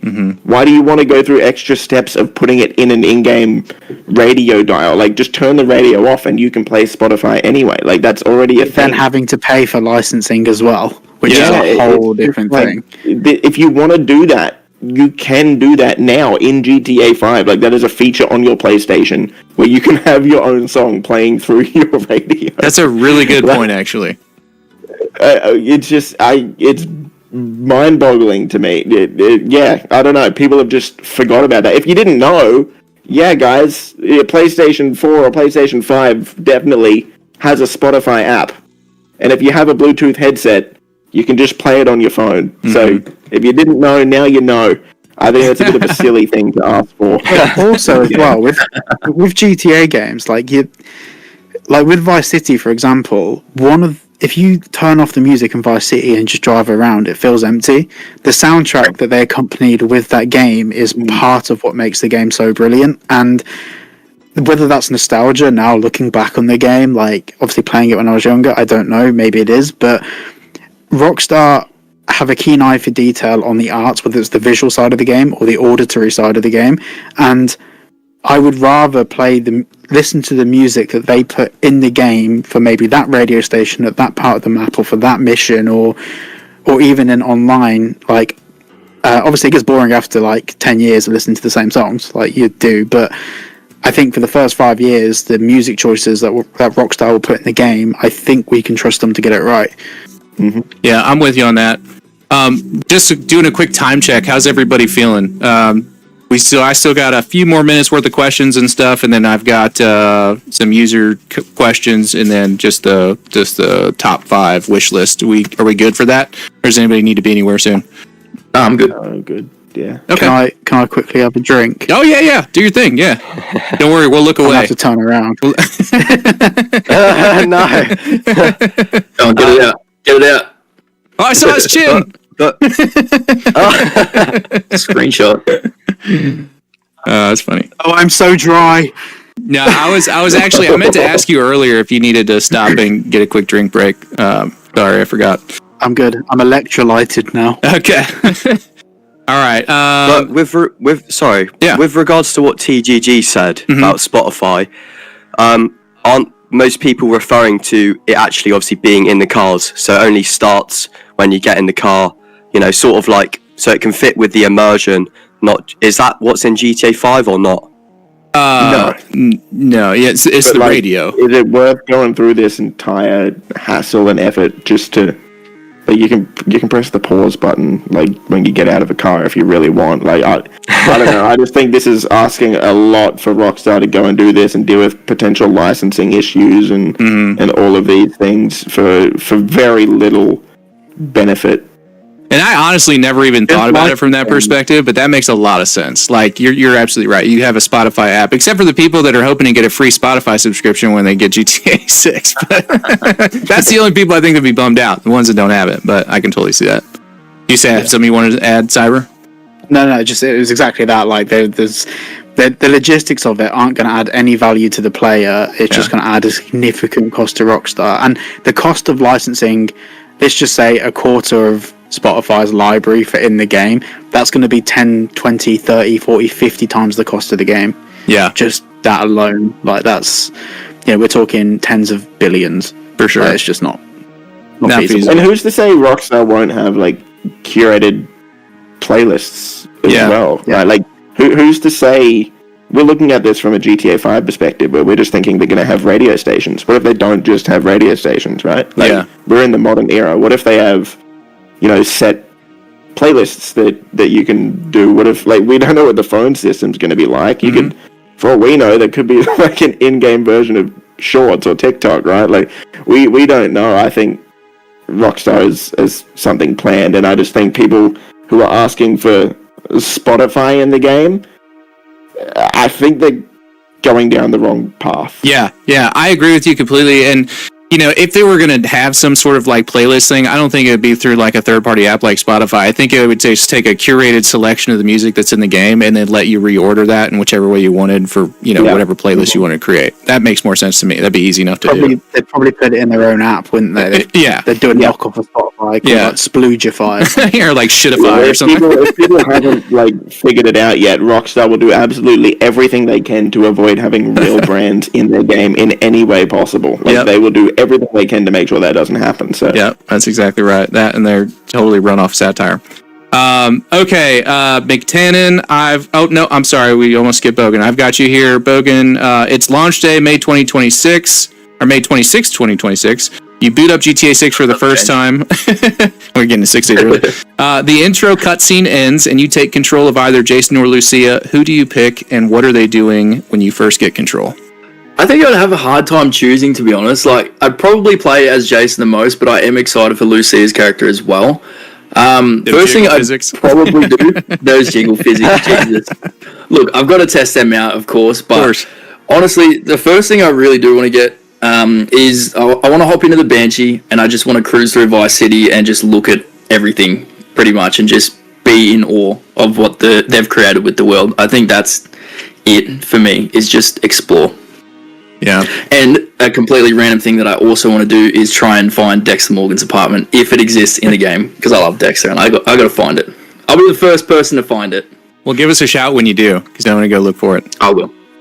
Okay, McTannen, last question for you, buddy. The game ends and the credits roll. Is it a tearjerker ending, or are we riding off into the sunset, and why? There's definitely an ending where Jason ends up in the ground like a punk bitch. I think he's taking a dirt nap. I don't think that's going to be the canon ending, though. I think... the thing is, like, when you look at the endings of the recent Grand Theft Auto games, obviously being GTA 4 and GTA 5, who share the same universe as GTA 6, so we're led to believe, which I think it's going to happen anyway. GTA 4, you had two... Correct me if I'm wrong, but you had two separate endings, but both endings pretty much ended with you focusing on the two main villains, other than... Oh, what was the villain who passed over into Ballad of Gay Tony? Was it Bulgarin? You don't take him out in Grand Theft Auto 4, do you? You take him out in the DLCs. So you don't take care of him. Yeah, that's the one. But Dimitri and Pegarino are the two big ones, obviously, and you sort them out in GTA 4. And then Nico and Roman, even though they don't end up on top as like billionaires, they basically squash the beefs, obviously, other than Bulgarin. GTA 5, it's pretty much exactly the same thing, where obviously the canon, you've got three separate endings, but the canon ending is where Trevor, Michael and Franklin sort out all the beefs. So at the end of Grand Theft Auto 6, if you're going off what they've already done, then surely the obvious answer out of all of it is the canon ending is going to be Jason and Lucia are going to squash all the beefs, and they're just going to either end up like Roman and Nico, or they're actually going to end up on top, like kind of the way Tommy ended up on top of Vice City a little bit. I'm not too sure, but for me, I'd really like a kind of ending where they do something a little different, because there's a theory going around, and again, this is a question that I'm interested to know what all you boys are thinking in regards to this.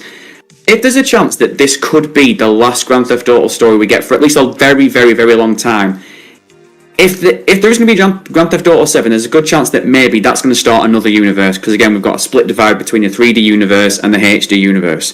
So if this is going to be one of the last stories, or the last story in this universe, would it make a bit of sense if the canon ending is literally Jason and Lucia end it all, leave Leonida, and then we finish the game, and then obviously if we want to continue playing the game, they do something similar like they do with Red Dead Redemption 2, and instead of finishing it with Arthur, you finish it with John.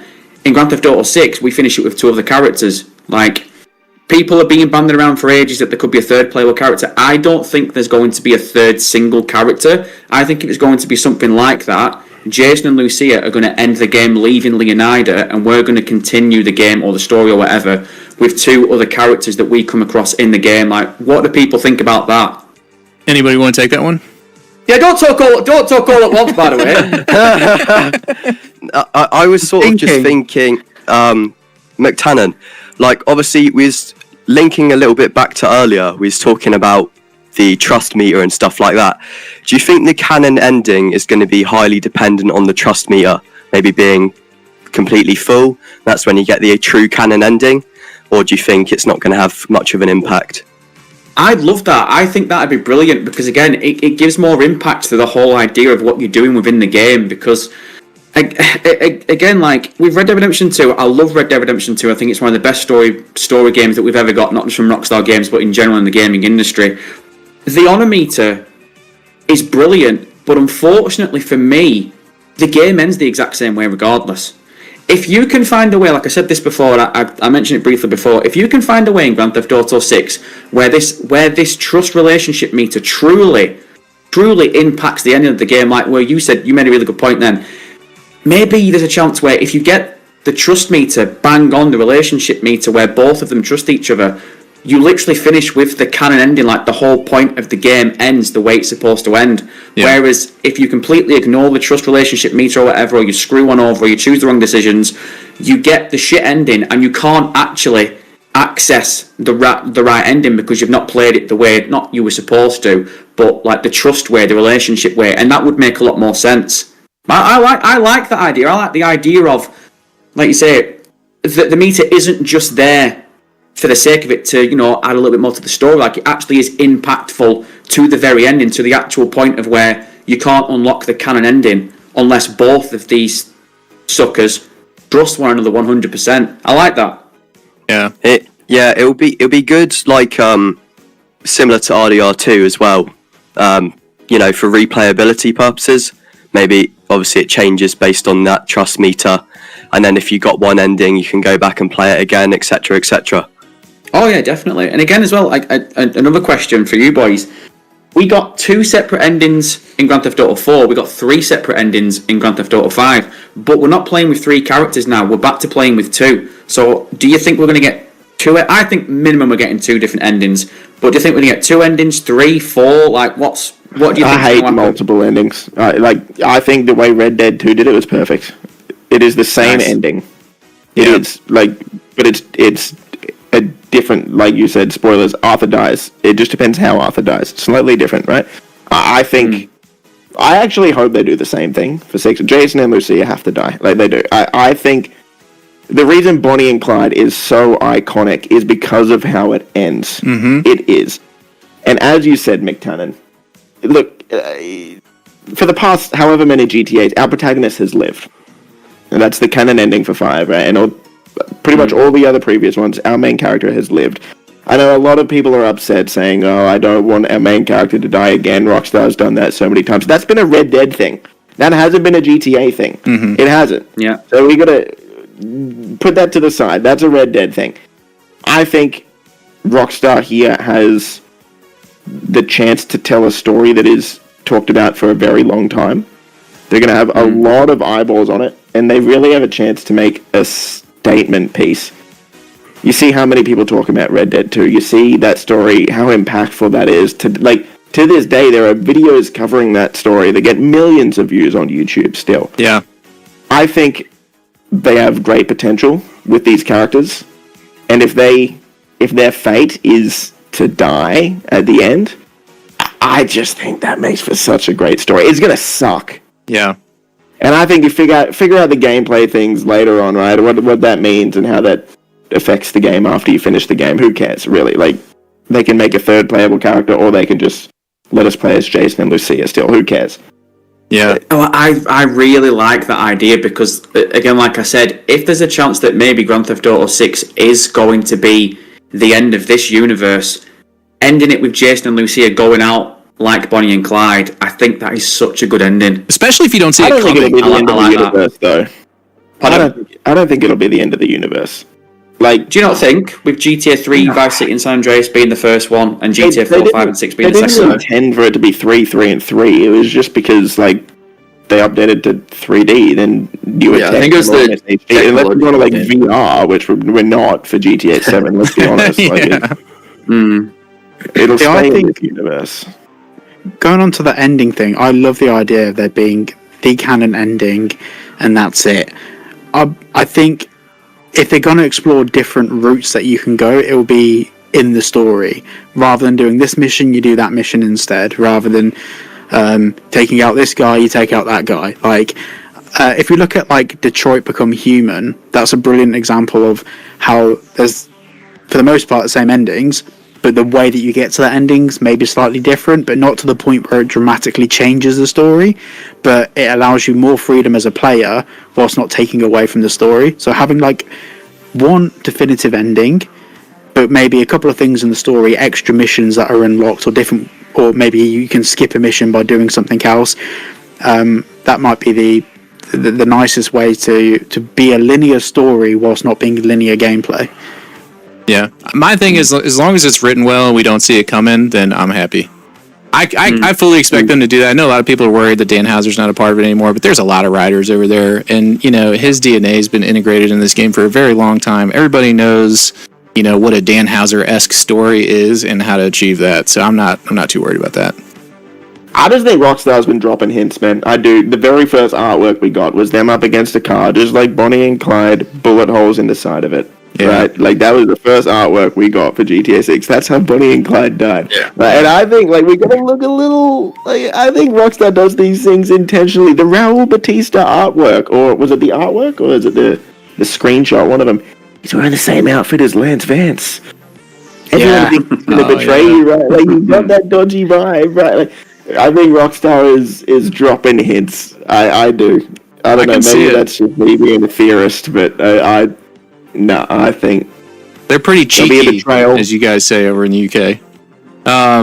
Okay, so let's get to some viewer questions real quick. There's 5 of these total, 1 for each of you guys, and then we'll do our roundtable top 5 wish list, and then we'll end it on a quick question. So.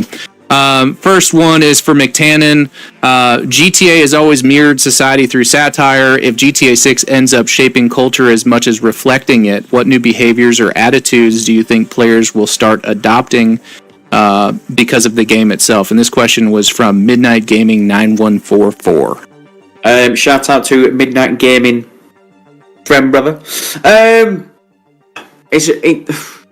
It's a bit of a difficult question, really, to answer. I've just got down in my notes here that GTA could be something that pokes and points fun to all the horse shit that we've got in the world. And I know I've mentioned this before. And, just make it less serious, make fun of it. So maybe people, especially like the younger generation, can actually play this game and come away thinking, you know what, it's not all doom and gloom. Like, I've been seeing memes in the past couple of weeks of, like, people... especially on TikTok, I don't know if anyone else has seen it, where you wake up in the morning and it's the Cyberpunk news report where they're basically saying, like, the world's going to shit at the moment.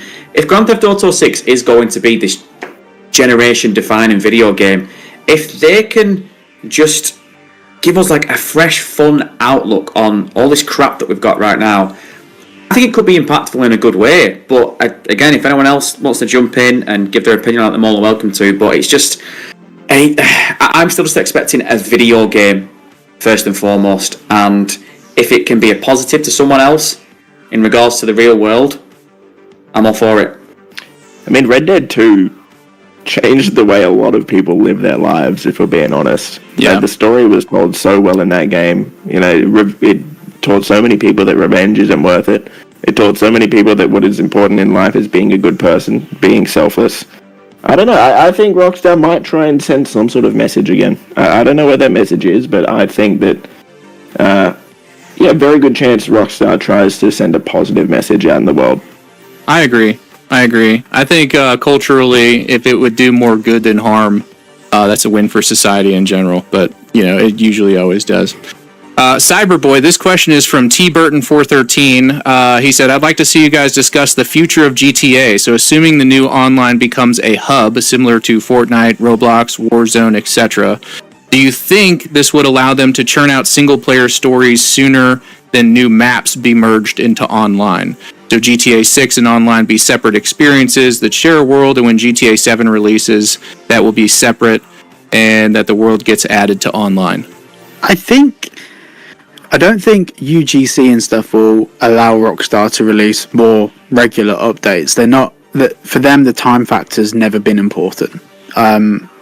Maybe for Take-Two it is, but for Rockstar's creative process, I think what it will give Rockstar the ability to do is to spend more time and more money on maybe a future story DLC.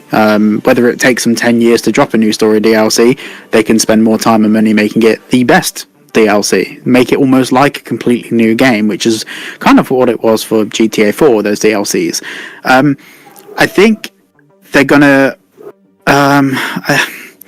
GTA 7's a weird one, isn't it? Yeah. It may be too early to kind of speculate on all that. Yeah, it's I mean, I'll going at the rate we're going, I'll be in my 40s, maybe 50s by the time we get Grand Theft Auto 7. Yeah. And I think Grand Theft Auto 7, let's just play devil's advocate. If it is going to be a thing, it will probably be a platform in itself with some stories in it, rather than necessarily a game that we get that is based on a story that has DLC and online. It's probably just going to be an environment where stories are told. Think that the next thing for Rockstar after GTA 6 will be probably a new IP. Maybe, there's a few ideas that they've had over the past 20 years.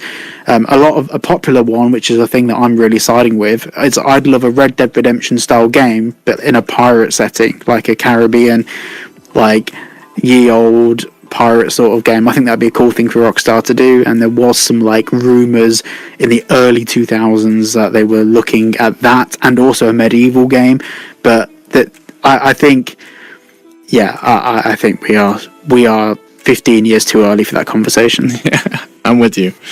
Will GTA 7 even be a thing? Just before we move on, think about all of this stuff Rockstar is including in games this. as a service. This actually looks like an everything game. Yeah.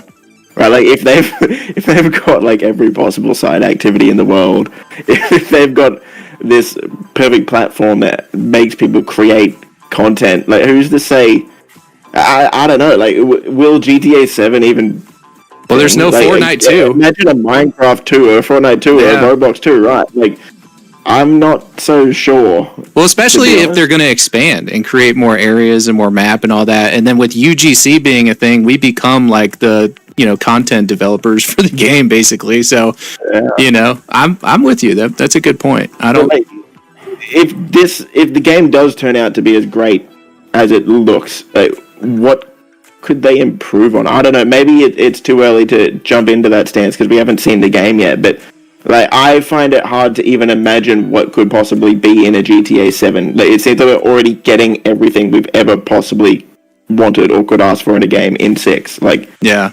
More. We'd have to wait for like a serious graphical improvement in technology, 15, 20 years down the road. And it's not going to come, right? Like, games don't even look much better now compared to like 10 years ago. Let's be real. Yeah. Like, a little bit, but a lot of devs have taken a step backwards as far as like graphics are concerned and things. So yeah, I'm with you. And are you guys actually happy with that? Like me personally, I don't really mind too much for the next decade or 15 years, just as long as it's good and there's enough content, Yeah, as long as it's good, there's enough content. I don't need a GTA 7. I know that's probably controversial too. Who was it that mentioned earlier with the GTA 4 DLCs? Like, there are so many stories you could tell in Vice City, right? And if they introduce Liberty City, like, and let's just say in 2027 Liberty City comes to the game, like, who's to say they couldn't just make a DLC that has a story in Liberty City that could act as a GTA 7? Yep. Right? And the crazy thing is they wouldn't even need to get people in to develop half of that map, because the UGC, they'll be able to have conversations with the UGC people that have done all of that. Like, they can speed up games development and actually drop content so much easier by working with the community that play their games. Well, it's a smart business decision too. You're not spending all the money on developing an entirely new game. You're just dropping a DLC experience into an existing one. You're making the same amount of money, your same return, just with less initial investment. Mm-hmm. Okay, next question for TGG. A robot for anyone else, or is that just me? What's that? The Terminator. Do I sound like a robot? I sound like a robot? Yes, sir. Do I still sound like a robot? A little bit there. All right, check. There you go. Check. Okay, my internet must have hit a spike or something. No, he's not back. He's not. I'm not back. Oh, you're not. Oh, is he? Keep testing. Testing. Your video's lagging behind a little bit. Oh no. As long as your recording's okay, it's going to be fine. My recording's okay. Like, I can hear you guys just fine. Can you hear the questions okay? Yeah. Pretty much. Okay, give it. And that was a confidence from TGG. It'll probably get better here in a second. Let me know if you can't understand this question that I'm about to ask. This one's for TGG, and you kind of already talked about this a little bit earlier as far as microtransactions, but this question's from Joshua the Burnman Graham, and he said, "What all microtransactions do you think will be in GTA 6? Obviously, GTA Plus and shark cards." What about other styles of microtransactions like double XP, money rentable servers, battle pass, season passes, Red Dead Redemption Online Attempted, the season pass? pretty much yes to all of those except the rentable servers. I think it's too early to tell with the UGC stuff. Like I sort of said earlier, GTA Plus already includes double money and double XP for heaps of stuff. Like that's something Rockstar's already experimenting with, so that would be included with GTA Plus, I'm sure. The only real difference I see that they could do is, the season pass. Right, like, I think that would be pretty well received and not overly negative. Like, Red Dead fans, correct me if I'm wrong, they tend to be fine with the Battle Pass in Red Dead Online. Like, I think they're okay with that. I'm not a big Red Dead Online player, but that's the vibe I get there. So I think, very similar to Red Dead Online, to be honest. Vice City Insider. This question is from Edits Deity. He says, how big will GTA 6 be, and what would be the cultural impact of it, and how would the day that game releases look like? I think I asked this question earlier for somebody. I was going to say that. I think we've already sort of... Yeah. But I think it was Bav that already touched on it a little bit. Yeah. Well, you can give your 2 cents if you want. It's going to... it's going to be revolutionary. We all know that's not like, it's common knowledge by now. I'm just sort of excited to see what happens to GTA 5, really. I'm not expecting them to shut it down, obviously, or anything like that, but I'm just excited to see who's going to be left on there, really. Yeah. Because there's going to be a few unfortunate souls left on GTA 5. Maybe they haven't got a PS5 or Xbox Series X. The ones that think it'll be too woke.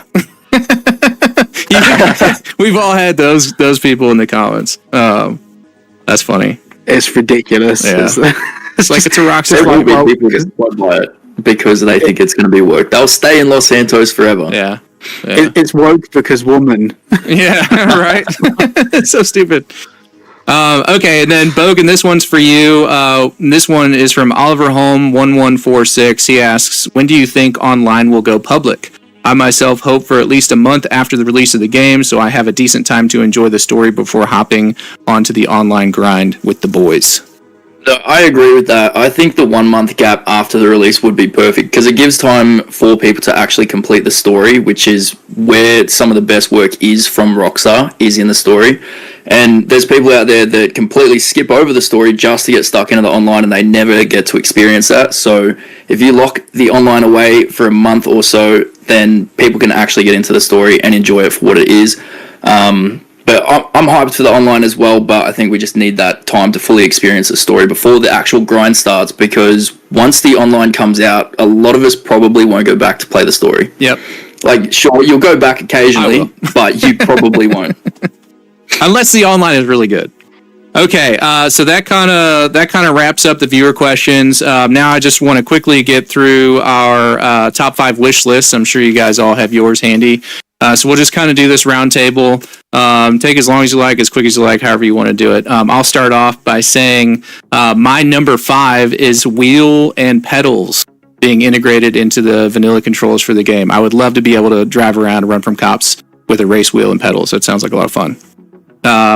Be pretty cool. Cyberboy, go ahead. What's your number 5? Number 5 is seeing writing styles from new writers. We've all become very reliant on Dan Houser, but some of the new writers that Rockstar have brought in fact, one of them was a writer that worked on Bruno with Sacha Baron Cohen, so pretty edgy writer. Yeah.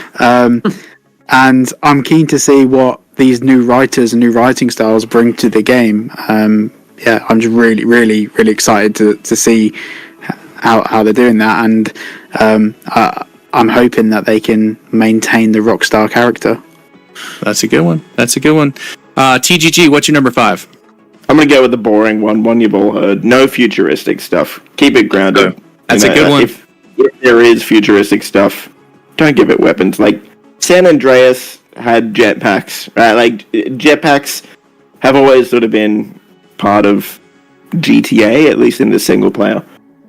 I think the main problem with online is how good it was, right? Like, not the fact that there is futuristic stuff in general. Like, that's always sort of been like a meme in the GTA sphere. It's just the fact that it was very overpowered. It makes the game a bit of a joke. That was the issue. Yeah. So if there is, like, look, dude, I don't even really care if there's an Oppressor Mark II. Just make it really slow and take the weapons off it to the point where people would only really use it as like a meme. Transportation, yeah, I'm with you. Do you think it's inevitable in the future then, TGG? And like, would you be opposed to maybe like a toggle system so you could choose realistic or, you know, the one with all the futuristic flying vehicles? I think that's a bit of a pipe dream. I'd never think they'd really do toggles. Do I think it'll be in the game eventually? Probably. They can wait until we're old and retired.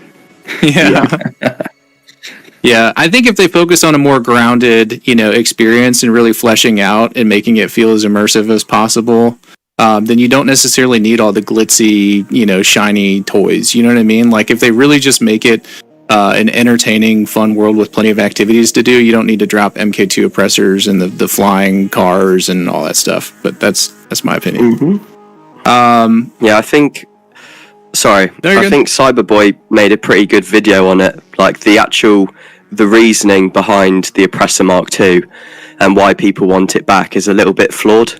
I think there's a few better ways where, you can get around the map and do stuff without the use of flying vehicles. Yeah, I agree. McTannon, what's your number 5? Police system that makes sense. I think we all know that they're going to upgrade the police system, and I'm looking forward to it, and I'm excited for it. And obviously, we saw a little bit of it in the leaks. Not going to spoil anything for anyone too much, but there's that police bar, like where it's counting down to when like the police could come if you don't get the hell out of there. So I'm going to be interested in that. Like basically, just it's the sense of like if I put some randomer in the dirt, some NPC, if I just put him down and no one's around, I don't want a 1-star, 1 in level. You know what I mean? If you're going to make it realistic, let's make it realistic. But that's not a hill I'm willing to die on. I'm just excited for it. That's a good one. Bogan, what's your number 5? Small, but I really want to see the chainsaw get added back into the game. I love that in Vice City, and I just want to be able to chop people's heads off with that. I hope there's gore in it as well with the chainsaw. But yeah, that's my 5, my 5th one. Chainsaw plus Red Dead 2 Redemption or Red Dead Redemption 2 gore physics is a lethal combo. Well, they got to be hand in hand. They have to come together. There's no point adding in the chainsaw if you can't chop people's heads off and their arms. Want to live out your Dexter dream. Literally. Vice City Insider, what's your number 5? Yeah, it's a bit of a simple one, but I just want to stress test the new features in the actual game. Obviously there's a lot of patents floating around and stuff like that, but what they'll actually mean for our gameplay as the player remains to be seen. All right, back to me. My number 4 is shoulder swapping. I really hope that's in the game. I know we saw it in the leaks. I'm hoping that it makes it through to the final experience, but it just makes it feel a little bit more tactical. I feel like that was sorely missed. So that's what I really want. I want to see in GTA 6. Cyberboy, what's your number 4?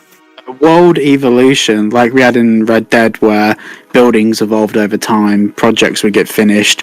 In GTA 5, the Mile High Club never got finished, and I think it'd be cool to see like buildings evolve and change over time and the landscape change over time. Hopefully that's something they do and they learn from Red Dead 2. Yeah, that'd be really cool to see as well. That's a good one. TGG, what's your number 4? I just think the hunting in Red Dead 2 was such a great feature and system, and I want to see that taken to a whole new level, not just with the hunting, but with all side activities. I want to be able to jump into GTA 6 and not even play the actual game. Like, I want to be able to spend 5 hours if I want to log in one day randomly and just fish. Like, I want the fishing, I want there to be like a progression system with each individual side activity. I want there to be like, if they're trying to make this the everything game, which it really seems like they are, I want to be able to just jump in and shoot hoops with my friends for hours, right? Like, if there's a basketball mini game or something like that, I want to be able to, play a golf game with my friends, and like, I feel like they will try and do this. I do, but for me, I think side activity depth is going to be incredibly important for giving the game a pretty long life. Yep. I'm with you 100%. I've been on record saying even if the story isn't as good as we would like it to be, if there's plenty of good side activities to participate in, I'd be a happy camper. McTannon, what's your number 4? I've got updated regular radio or podcast episodes. I think one of my favourite radio stations is the one where it's on Blaine County in Grand Theft Auto 5 with Danny McBride, but unfortunately he only did 2 episodes, and I understand like it could be a bit like if you get someone like a big hitter like that, it might be a bit awkward because you'd have to keep coming back and doing new voice lines and stuff, but I think that'd be pretty awesome because I know a lot of people like me that like the radio stations, not just for the music but the talk radio and shit like that. So if there was a way, like a lot of people have brought up that radio nowadays is quite outdated and Grand Theft Auto 6 could possibly add in things like podcasts and stuff and taking the piss out of Leonidas and whatever. I'd like to see that way if you're going to update it online and stuff, like just add some new episodes like of either radio stations or podcasts. I think that'd be pretty cool. Yeah, I think that's a really good point. They do it with the radio stations. They keep adding in like new songs, new radio stations. I don't see why they shouldn't do it for talk shows. That's fair. That's fair. Bogan, what's your number 4?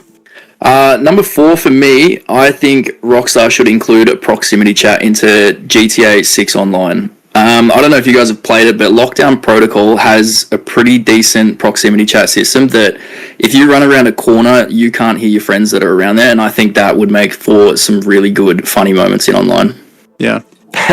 that was literally one that I've got written down as well. Exactly the same. I got there proximity chat. Yeah. I think the very start of GTA 5 Online with obviously you had the game chat, but it wasn't proximity, so I think you could hear someone from anywhere on the map. Yeah, Toledo Bay all the way to Santos. And people, playing their TV sound through their mics and stuff like that. Yes. But it was actually, in my experience, it was pretty good at the beginning of the game. Like, a lot of people, you just met up with random people in the server just because that chat feature was there. Obviously, they need something like that again in GTA 6. Well, while you're here on the mic, what's your number 4, Vice? Yeah, so stolen it. Yeah, funnily enough, TGG did the hunting one as well. It's on the list. But I suppose I'll just expand on that a little bit. Obviously, if it's anything like RDR2, it's just going to be fantastic. It's a little bit of a different ball game now, with obviously the more modern equipment, and we're going to have cars and everything like that to pile the alligators into. But I just excited to see what they actually do with it. Maybe you unlock certain items, or you can craft something. Maybe you can get like a bear skin hat or something like that after you kill 100 bears, or something random like that. That'd be really cool. I think that is definitely a hot commodity. People are looking for a lot of hunting. Okay. I guess I'm up with my number 3. Heavier physics-based cars and damage, not quite like GTA 4, but somewhere in between GTA 4 and GTA 5, I think is the sweet spot for me personally.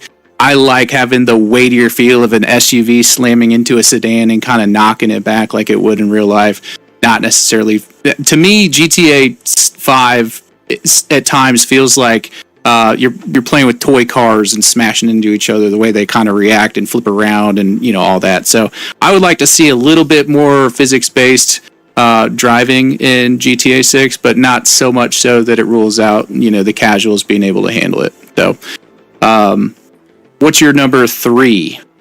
Expanded modification for other vehicles. So we know that Brian's got his own boat works, his own boat shop, and in a couple of the screenshots, but one in particular, there's one screenshot of like all of the boats in one scene. There's 2 identical boats, but they have different horsepower numbers on each.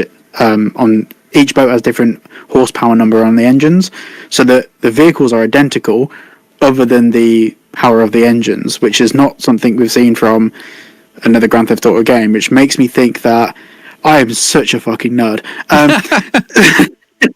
But it makes me think that boat modification is possible. Both those boats had different like seat cushion colors, they're different hull covers, but other than that, the boats are identical, but they had different power. So I think maybe boat modifications or options to customize boats is something that they will bring in. I'm not sure if that's just a cosmetic thing that they did, or whether that would be in the game. Who knows? But that would be really cool. Yeah. Has he talked about boats again? He is. Don't be mistaken. TGG, what's your number 3? Endgame progression in single player. I think Red Dead, again, I've spoken about Red Dead a lot. I think it improved on so many things. Yeah, I agree. When compared to GTA 5. And I think the hunting sort of helped add a bit more endgame, but in terms of businesses and properties and just things to do post-story, I think we need to go a step further with 5. The leak sort of hinted at a more in-depth business system with like money laundering and whatnot, kind of like what we have with GTA Online maybe, but GTA 5's endgame is kind of just the stock market, which, you know, yeah, it's not much. So a reason to continue playing single player after the story would be a big one. I'm with you. McTannon, you're number 3. We've already gone over it before, but just I'd like a more grounded feel towards online. I think you'd keep a lot more people playing for a lot longer. Again, like the space, like the spacey weapons, and like you say, the mark oppressor, whatever, blah blah blah. Like if you're gonna bring the oppressor back, fine. But like you say, don't weaponize it like TGG said. You know, just use it as some form of travel. But yeah, if we can keep online grounded and actually bring it back to actually the term Grand Theft Auto, I think a lot more people would be all over it. Just personally. Yep, I'm with you. Bogan, what's your number 3? For my number 3, I think they need to include crossplay into the game, because almost every other game is doing it these days, so that you can play with your friends on other platforms. And I think GTA 6 being as big as it is, there's people that you're not going to be able to play with, and I don't know, I just think it needs to have crossplay. I feel like it should be a standard in the gaming industry now, and Rockstar should do that. Yeah, cross-play on release for PC players would be very helpful. Thank goodness they're not getting on it. Get rid of PC. Bad, right? I want an option to disable PC, and I play on PC mostly, but I don't want them. Well, on release would mean that PC actually gets it when everybody else does, which is, I'd be excited for. But Vice City Insider, what's your number 3? Yeah, I think just lobby size really. I'm not really sure how big the lobbies will be, but if there's somewhere between maybe 64 and 100 players, I'd be pretty happy with that.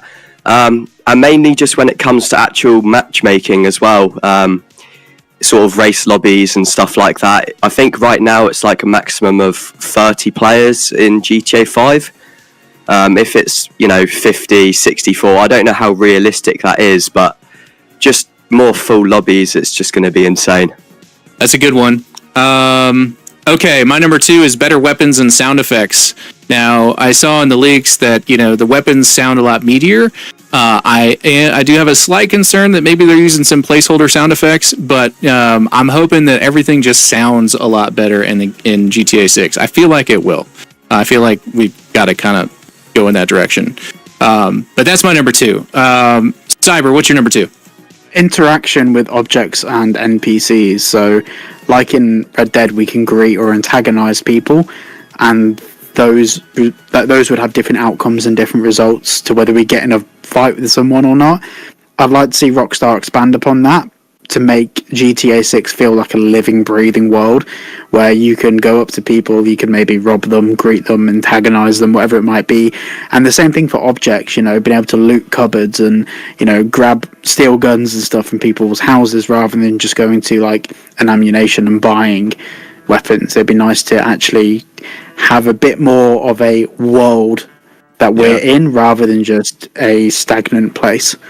Yeah, like I like the idea of expendable weapons. Like you don't have it like in your arsenal permanently. Like if you put your let's say we can store like a rifle in a trunk, and then that car blows up, that rifle is gone. You can go buy a new one maybe, and it's reasonably priced and not like 25,000 USD for an AK-47. But that's a whole nother conversation as far as like realistic economy. TGG, what is your number 2? Map expansions. Pretty simple. I just think there are so many cool places in the GTA universe, and with how long it takes between GTA games, I don't want to wait another 15 years to have to go back to like Los Venturas or San Fierro or Liberty City, right? Like we might have to, but man, that would suck if it takes another 10 to 15 years to see another city beyond what we get at launch. Yeah, that's true. I really think that with what they're doing, they're kind of laying the groundwork for games as a service model at GTA 6, but we'll see. McTannon, what's your number 2? Please, Rockstar, don't neglect story mode. It's a big shame that Grand Theft Auto 5, unfortunately, realistically, if you go and play that today, you're playing the exact same story, the exact same way that you played it 12 years ago. So I know TGG mentioned it before, like after the story, expand on it a little bit, that'd be cool. DLC, that'd be cool. But, just show a bit more love to story mode than you have done for the past 12 years. That's just a gripe of mine, personally. Fair enough. I'm with you on that for sure, being a story mode main myself. Bogan, what's your number 2? 2 for me would have to be the Rockstar Editor. That is easily one of the best tools for content creation. It helps to make thumbnails, it helps to make videos, and it's overall just a really useful tool that I wish they had in Red Dead 2. I know you got like the camera mode in there, but it's nothing in comparison to the actual Rockstar Editor. So I think that would help out a lot of us creators and regular people as well that just want to make whatever they want to make in there. For sure. Vice City Insider, what's your number 2? Okay, it's a bit of a strange one. I'm going to admit that. But in RDR2, you couldn't actually engage with prostitutes or anything like that for whatever reason. Arthur wanted to. It wouldn't let you. And with the greet and antagonize stuff, I'm not saying though. I'm sure, yeah. You I gave it a good go. Literally unplayable. He's knocking on the hotel room door in Valentine, like, "Hey, I hear that in there. What's going on?" Yeah, you could hear in his voice that they wouldn't let you do it, man. Like I walked up to him, they wouldn't let me. I really tried, Yeah. It was disappointing. I even filed a ticket with Rockstar support. Like, what's going on here, pal? It's gonna be the strangest one to come across their desk. That's funny. That's gonna be a clip for shorts for sure. But yeah, not really I think it's inevitable something like that's going to be in GTA 6, but more so not where it's a structured thing where you can only pick up girls from a certain place, etc. Obviously strip club in GTA 5. Going through his fantasy right now? Is that what I don't want it to be scripted. I want to be able to make the first move, and I want it to be real receptive to me. I wanted to like him back. The amount of time because he's driving around in a white van. Oh, Jesus! Not the white van, man. That's a nice Do we one, like man. hearing how he wants the sex to work in the game, or do we? All right, moving just on. Make it a bit more, my number Will one. the controller to vibrate a bit more, Bryce? Or maybe if they do something with the DualSense where you have to move it. Oh, Jesus Christ, this looks bad. You have to shake the controller. Yeah. Oh, geez, that's funny. Okay, my number one. I don't know how to follow that up. My number one is more controls for the vehicle. Like, if you play GTA 5 online and you've used mods, you're familiar with the trainer and what that allows you to do. I think we should be able to use controls for popping the trunk, using turn signals, rolling down the windows, putting on seatbelts, that kind of stuff. I think that'd be really cool to see that integrated in the game. Maybe not super deep, but just a quick little menu where we can, put on a seatbelt so you're less likely to fly through the windshield of the car, or, roll down the windows so you don't have to break it out to shoot out the window, things like that. So I would like to see that. I don't know why that's my number one, but it is. Cyber, what's your number one? Unplayable if it doesn't have that. Is that what you're saying? It's your number one? That's a must-have. Not unplayable, just, it's definitely up there. It's on my list. It's a must-have for Sav. Yeah. I won't buy it if you can't roll down the window. That's a number one for me. Cyber, what's your number one? Prostitute. No, my number one. My man. DualSense 5 controller vibration for no particular reason. Haptic feedback bodysuit. with splashback protection. Right. For me, my number one is non-linearity. So, like I said before, I'm cool with having one ending, but having a bit of when it comes, I'm thinking about this from a content creator happy perspective. ending, or That's throwing me off. I mean, Bryce wants there to be multiple endings. Hey, mate, you want? Fucking hell. Oh dear. That's throwing me off. So I'm fine with having a sad ending, or a happy ending. But throughout the story, like from a content creator perspective, to be able to do like lore videos like 6 months time, what if we make a different decision in the game rather than breaking into this building this way, we go the other route? Does that change the story? Does that change our relationship with other characters? Does that change the trust or honor system? Just basically break away from this non-linear. Break away from the linearity. That's what I meant. We can edit it out. Don't worry. Yeah. But yeah, like even when it comes to online, like don't get me wrong, some of the DLCs have some cool things, like I think it was the Money Fronts DLC, the car wash one, which had the heat meter. That was a cool little modifier for your missions, but I'm tired of go to place, kill guy, complete mission, get money. Like, can we do something different? And for me, my number one wish is that they completely break out of their format and find a different way to make it more engaging or interesting. Yeah, that's great. That's awesome. TGG, what's your number one? Keep it simple, just more frequent content post-launch, and I have no doubt that they'll do it, but for me that almost is actually a make or break thing, which is why it's my number one. There can't be big content gaps. Rockstar, I'm sure they're going to have a roadmap or something, but post-launch, particularly for the online, we need... Yeah, it needs to keep coming. Pause. I'm with you. McTannen, what's your number one? Hot coffee and cold showers. No, I'm only joking. It's not going to happen. I already know it's not going to happen.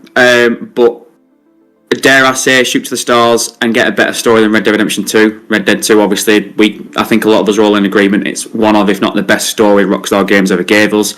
If Grand Theft Auto 6 is going to be the biggest game they ever give us, why not give us the best story possible? I don't think it's going to happen, but that would be my number one. That's a good one. Yeah, one can dream for sure. I don't know. You never know. It might be better. We'll see. Logan, what's your number one? I want to see a Franklin and Lamar podcast or talk show, some sort like that, because they're going to introduce characters from the past games as well, but I don't think it makes sense for every single character to return and relocate to Vice City, but if they were to include characters from past games, I think a good way to do that would be on a podcast or a talk show, some type like that. So I think that'd be really good. Franklin and Lamar, of course, because they're funny. You can listen to them for hours, honestly. The conversations that they have, I think, are great. You know how they said in one of the DLCs that Trevor's become a lifestyle guru? That just sparked a little idea in my mind there. Have him as maybe he has a self-help podcast or something. Yes. That would be very funny. Yeah. Do you think they could get Stephen Ogg to come back and do that? Hey, he will do whatever he needs to for a paycheck. He has openly said that it's just a paycheck to him, but if they pay him a nice sum of money, I'm sure he would. Yeah, lure him back in. All right, Vice City Insider, close it out for us. What's your number one? We don't want to know. Here we go. Oh God, what reputation have I got now? So my number one is I sort of ran out of ideas as we've been going through them, and we've sort of brushed on it already. But I really hope GTA 6 Online is pretty developed when it first comes out. Obviously, if it's anything like GTA 5, I don't think that's going to cut it for all of us. Because I'm sort of the type of guy, I do play the story, of course, but after I've completed the story, I'm sort of like, I want to go into online now. And if there's not like a bunch of heists or stuff to do in online, it's going to be quite disappointing.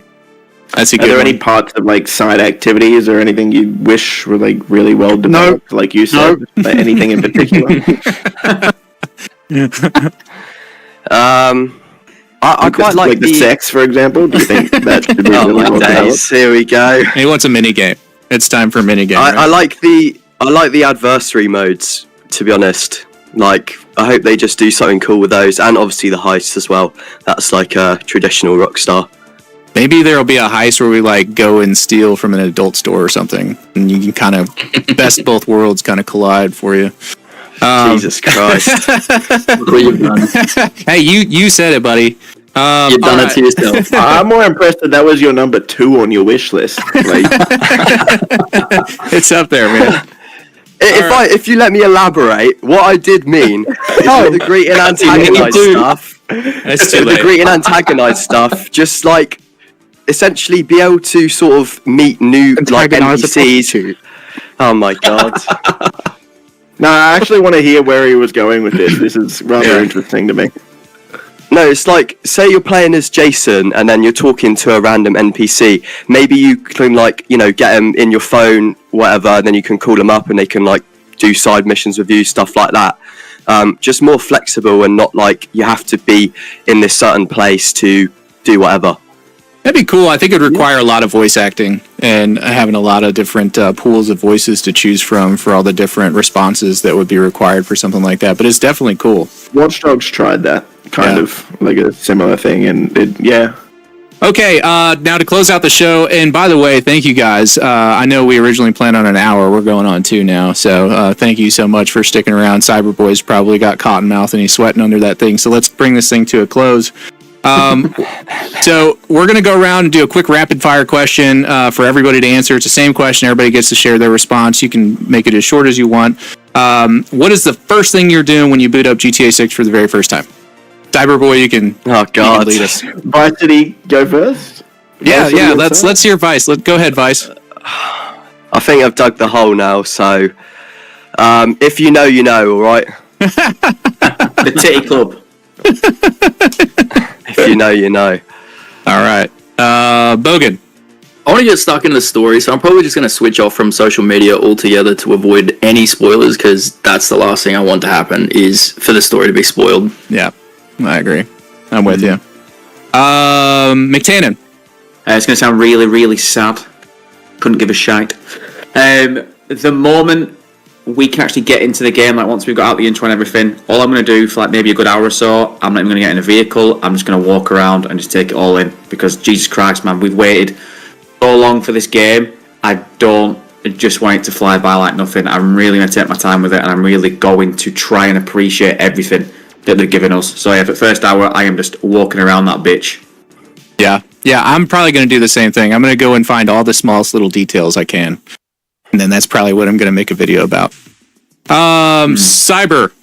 I'm going to hide chat from screen so I don't get any spoilers and play through the game, because that's something I'm worried about. I'm worried about playing the game on stream and someone just saying this happens next, and I'll be like, what? Why would you tell me that? Yeah. So Are you streaming it first time you play it?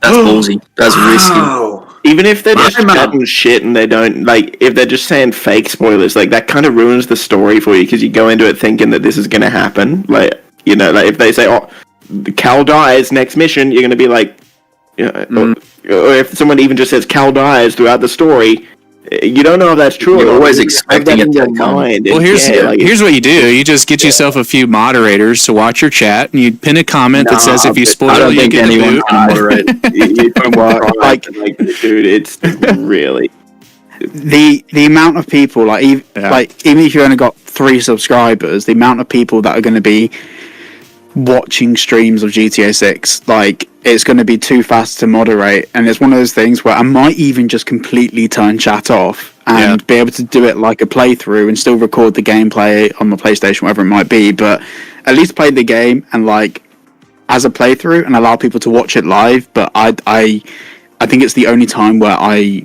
do not care about chat. It's like, cool, whatever. Maybe I'll have a little Discord chat going on with like members or something, but I don't want that someone to say, like TGG said, someone could say something that even isn't going to happen, and that sticks in the back of your head. It's like, oh, is that what's going to happen? Yeah, and then if you get your expectations up, and it doesn't happen, then you're disappointed when you shouldn't be in the first place. I think the best way to handle it is just sort of put a pin message in chat saying, look, guys, I appreciate any super chats and any like tips you guys are trying to give me, but for my first playthrough, I won't be interacting with any of it. Like, so you know, I think it's such a juggle for us as content creators, because we want to get there early, we want to make content, we want to make videos and be first, but at the same time, we are fans as well, and we're waiting for this game for a really long time. We just want to enjoy it for what it is. But I agree. I think it's just going to be such a juggle. Yeah. All right, TGG, is anyone else scared? What's that? Just taking my time, man. Like, we have waited, like Bab said, we've waited so long for this game. I don't really have anything in mind with the first thing I'm going to do to be honest, I think when I load up the game, I'm going to be overwhelmed. I don't know what my reactions are going to be the first time loading up the game. I might, like, honestly, I could cry, man. I don't know. Like, it is going to be such a big moment for all of us here. And, like, we have been covering, well, I've been covering this game for, like, 6 years now. Yeah. It's going to be such a huge moment. But for me, yeah, just taking it in, playing it slow, trying not to rush, because you can only play it for the first time once. That's right. That's right. What were you going to say, Cyber? Were you asking a question? No, it's just that. Like, is anyone else, like, at all anxious or scared? No, this is probably less applies to you, TGG, because you've been a creator for years and you've seen the release cycles of games. For me, it's like, this is like one of the games that, obviously, we've all built channels around it. And it comes down to that moment of, okay, here's what everything has been for. Mm-hmm. And, like, I think there's pressure that you put on your... Yeah, stage fright. Like, the pressure you put on yourself to make a good playthrough. What is a good playthrough? Who knows? Like, what is a good first go at Grand Theft Auto 6? Like, is it going to be entertaining? Am I going to be shit? Is the game going to have severe problems? Obviously, we don't think it will do, but, like, there's so many things that, like... When I think I've made, I don't know how many videos, like 600, 700 videos on GTA 6. It gets to that point where it's like, it's all led up to this moment. So the day that GTA 6 comes out, I reckon I'm just going to naturally be riddled with anxiety. Yeah. I think the way I'm going to look at it, and I don't know if this will help you, but the first playthrough is for me. Yeah. The rest of my playthroughs is for everyone else. We will have 10 years to make content on this game. Yeah, I know, like, the stress is going to be there, but we will have time to make all the videos we want to make. Like I said, you only get to play it for the first time once. Mm-hmm. And especially, like, you'll be able to come back and watch your first time playing it as well. And if you come back and watch your first time playing it and you weren't truly enjoying the game, you're going to be disappointed for a long time. Yeah. So I think for every content creator, your first playthrough has to be for you. I know it sounds selfish because, like, our viewers are going to be there for us and that, like, they're going to want us to put on a show for them, but... Dude, honestly, my first playthrough might be pretty boring, but that's because it's gonna be for me. Well, and I think people watch you for your personality, right? Like, and we all have viewers that we all share too. I mean, everybody watches each one of us for different reasons, and they watch you for you. They don't necessarily watch you for your gameplay or skill level or anything like that. So as long as it's your personality and you're just hanging out and vibing and playing the game, I don't think there's anything wrong with that. But definitely make it about you. I've just realized. I think if people want to show as well, they'll go watch like Speed or Kai. And like, let's be honest, did they really enjoy the games that they play? I don't know. They're performing. Yeah. Right? Like, people will go there for that. Our communities will watch us.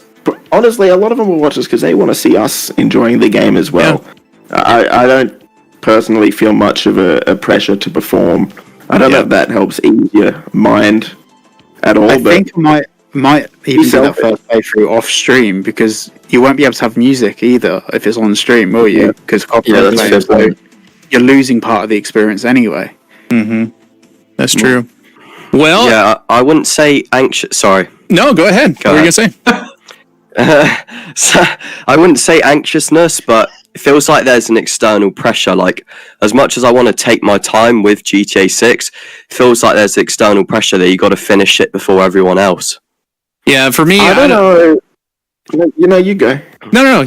I'm the host. I'm just here for you guys to talk. So go ahead. From what I've seen with like every GTA Online DLC, it doesn't matter if you upload like, let's just say, a guide for the new business the day it comes out, or if you upload it like 3 days later, because the average dude, like the average player, isn't going to be looking up like videos about the game until they finish the game themselves. You know, like, people aren't going to look up how to make the most money with the new business until they can actually buy the new business themselves and get their foot in the door, right? So I think the peak for GTA 6 content, obviously we'll see like a spike in people watching streams day one, but the peak for GTA 6 content will actually come like a week to a month after the game comes out. So I don't think you need to necessarily feel that massive rush to finish the game. Yeah. Because the average dude won't be finishing the game that quick. Like, who are you making videos for? Like, all of us, we've we're all going to stay off the internet until we finish the game, right? That's going to be a lot of people that are doing that too. That's true. It's very true. That's my take on it. Well, unless anybody else has anything else to add, I think we'll go ahead and close it out. Any last words? Anybody wants to share or anything? I just want to say thank you for getting everyone here gathered together and having the very first episode of the GTA 6 Creator Roundtable. No problem. It's guys. no It was easy fun. feat. Everyone's in different time zones, so what you've done is amazing. Well, thank you guys for being a part of it. Job. Thank you. I appreciate it. I'm just glad you guys decided to show up and be a part of it, and I didn't have to send you paychecks in order to do it. Like we're not getting paid. You can upload the content however you guys like. So I've already spoken with the editor. I think he'll be wrapping this thing up by like Friday of next week, and they'll be live. And I'll send you guys all the raw footage. You can use it however you want. So, but thank you guys so much for being a part of this. I hope you guys enjoyed this. This will be the first of many. Hopefully, we'll do more of these. We'll get some more creators in here. And if anybody here wants to come back, if you guys had fun, you're always welcome to. Just let me know. So, without further ado, you guys have a good rest of your day. Thank you guys so much for watching, and have a good one.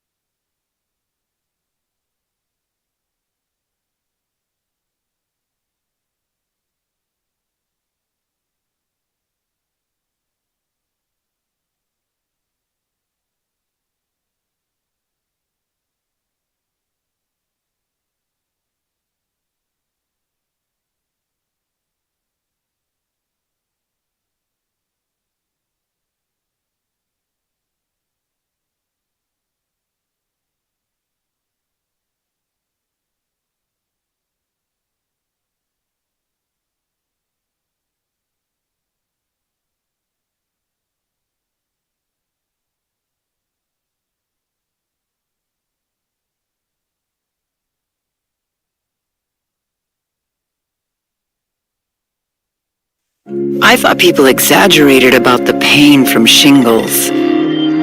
I was wrong. I learned that the hard way. You know, no one switches up on you faster than men. We always talk about how, you know, or like not even just us, but society at large always talks about how men are loyal and brotherhood and, you know, camaraderie and, you know, oh, that's my homie, that's my ride or die, bro, that's my homeboy, man. We've known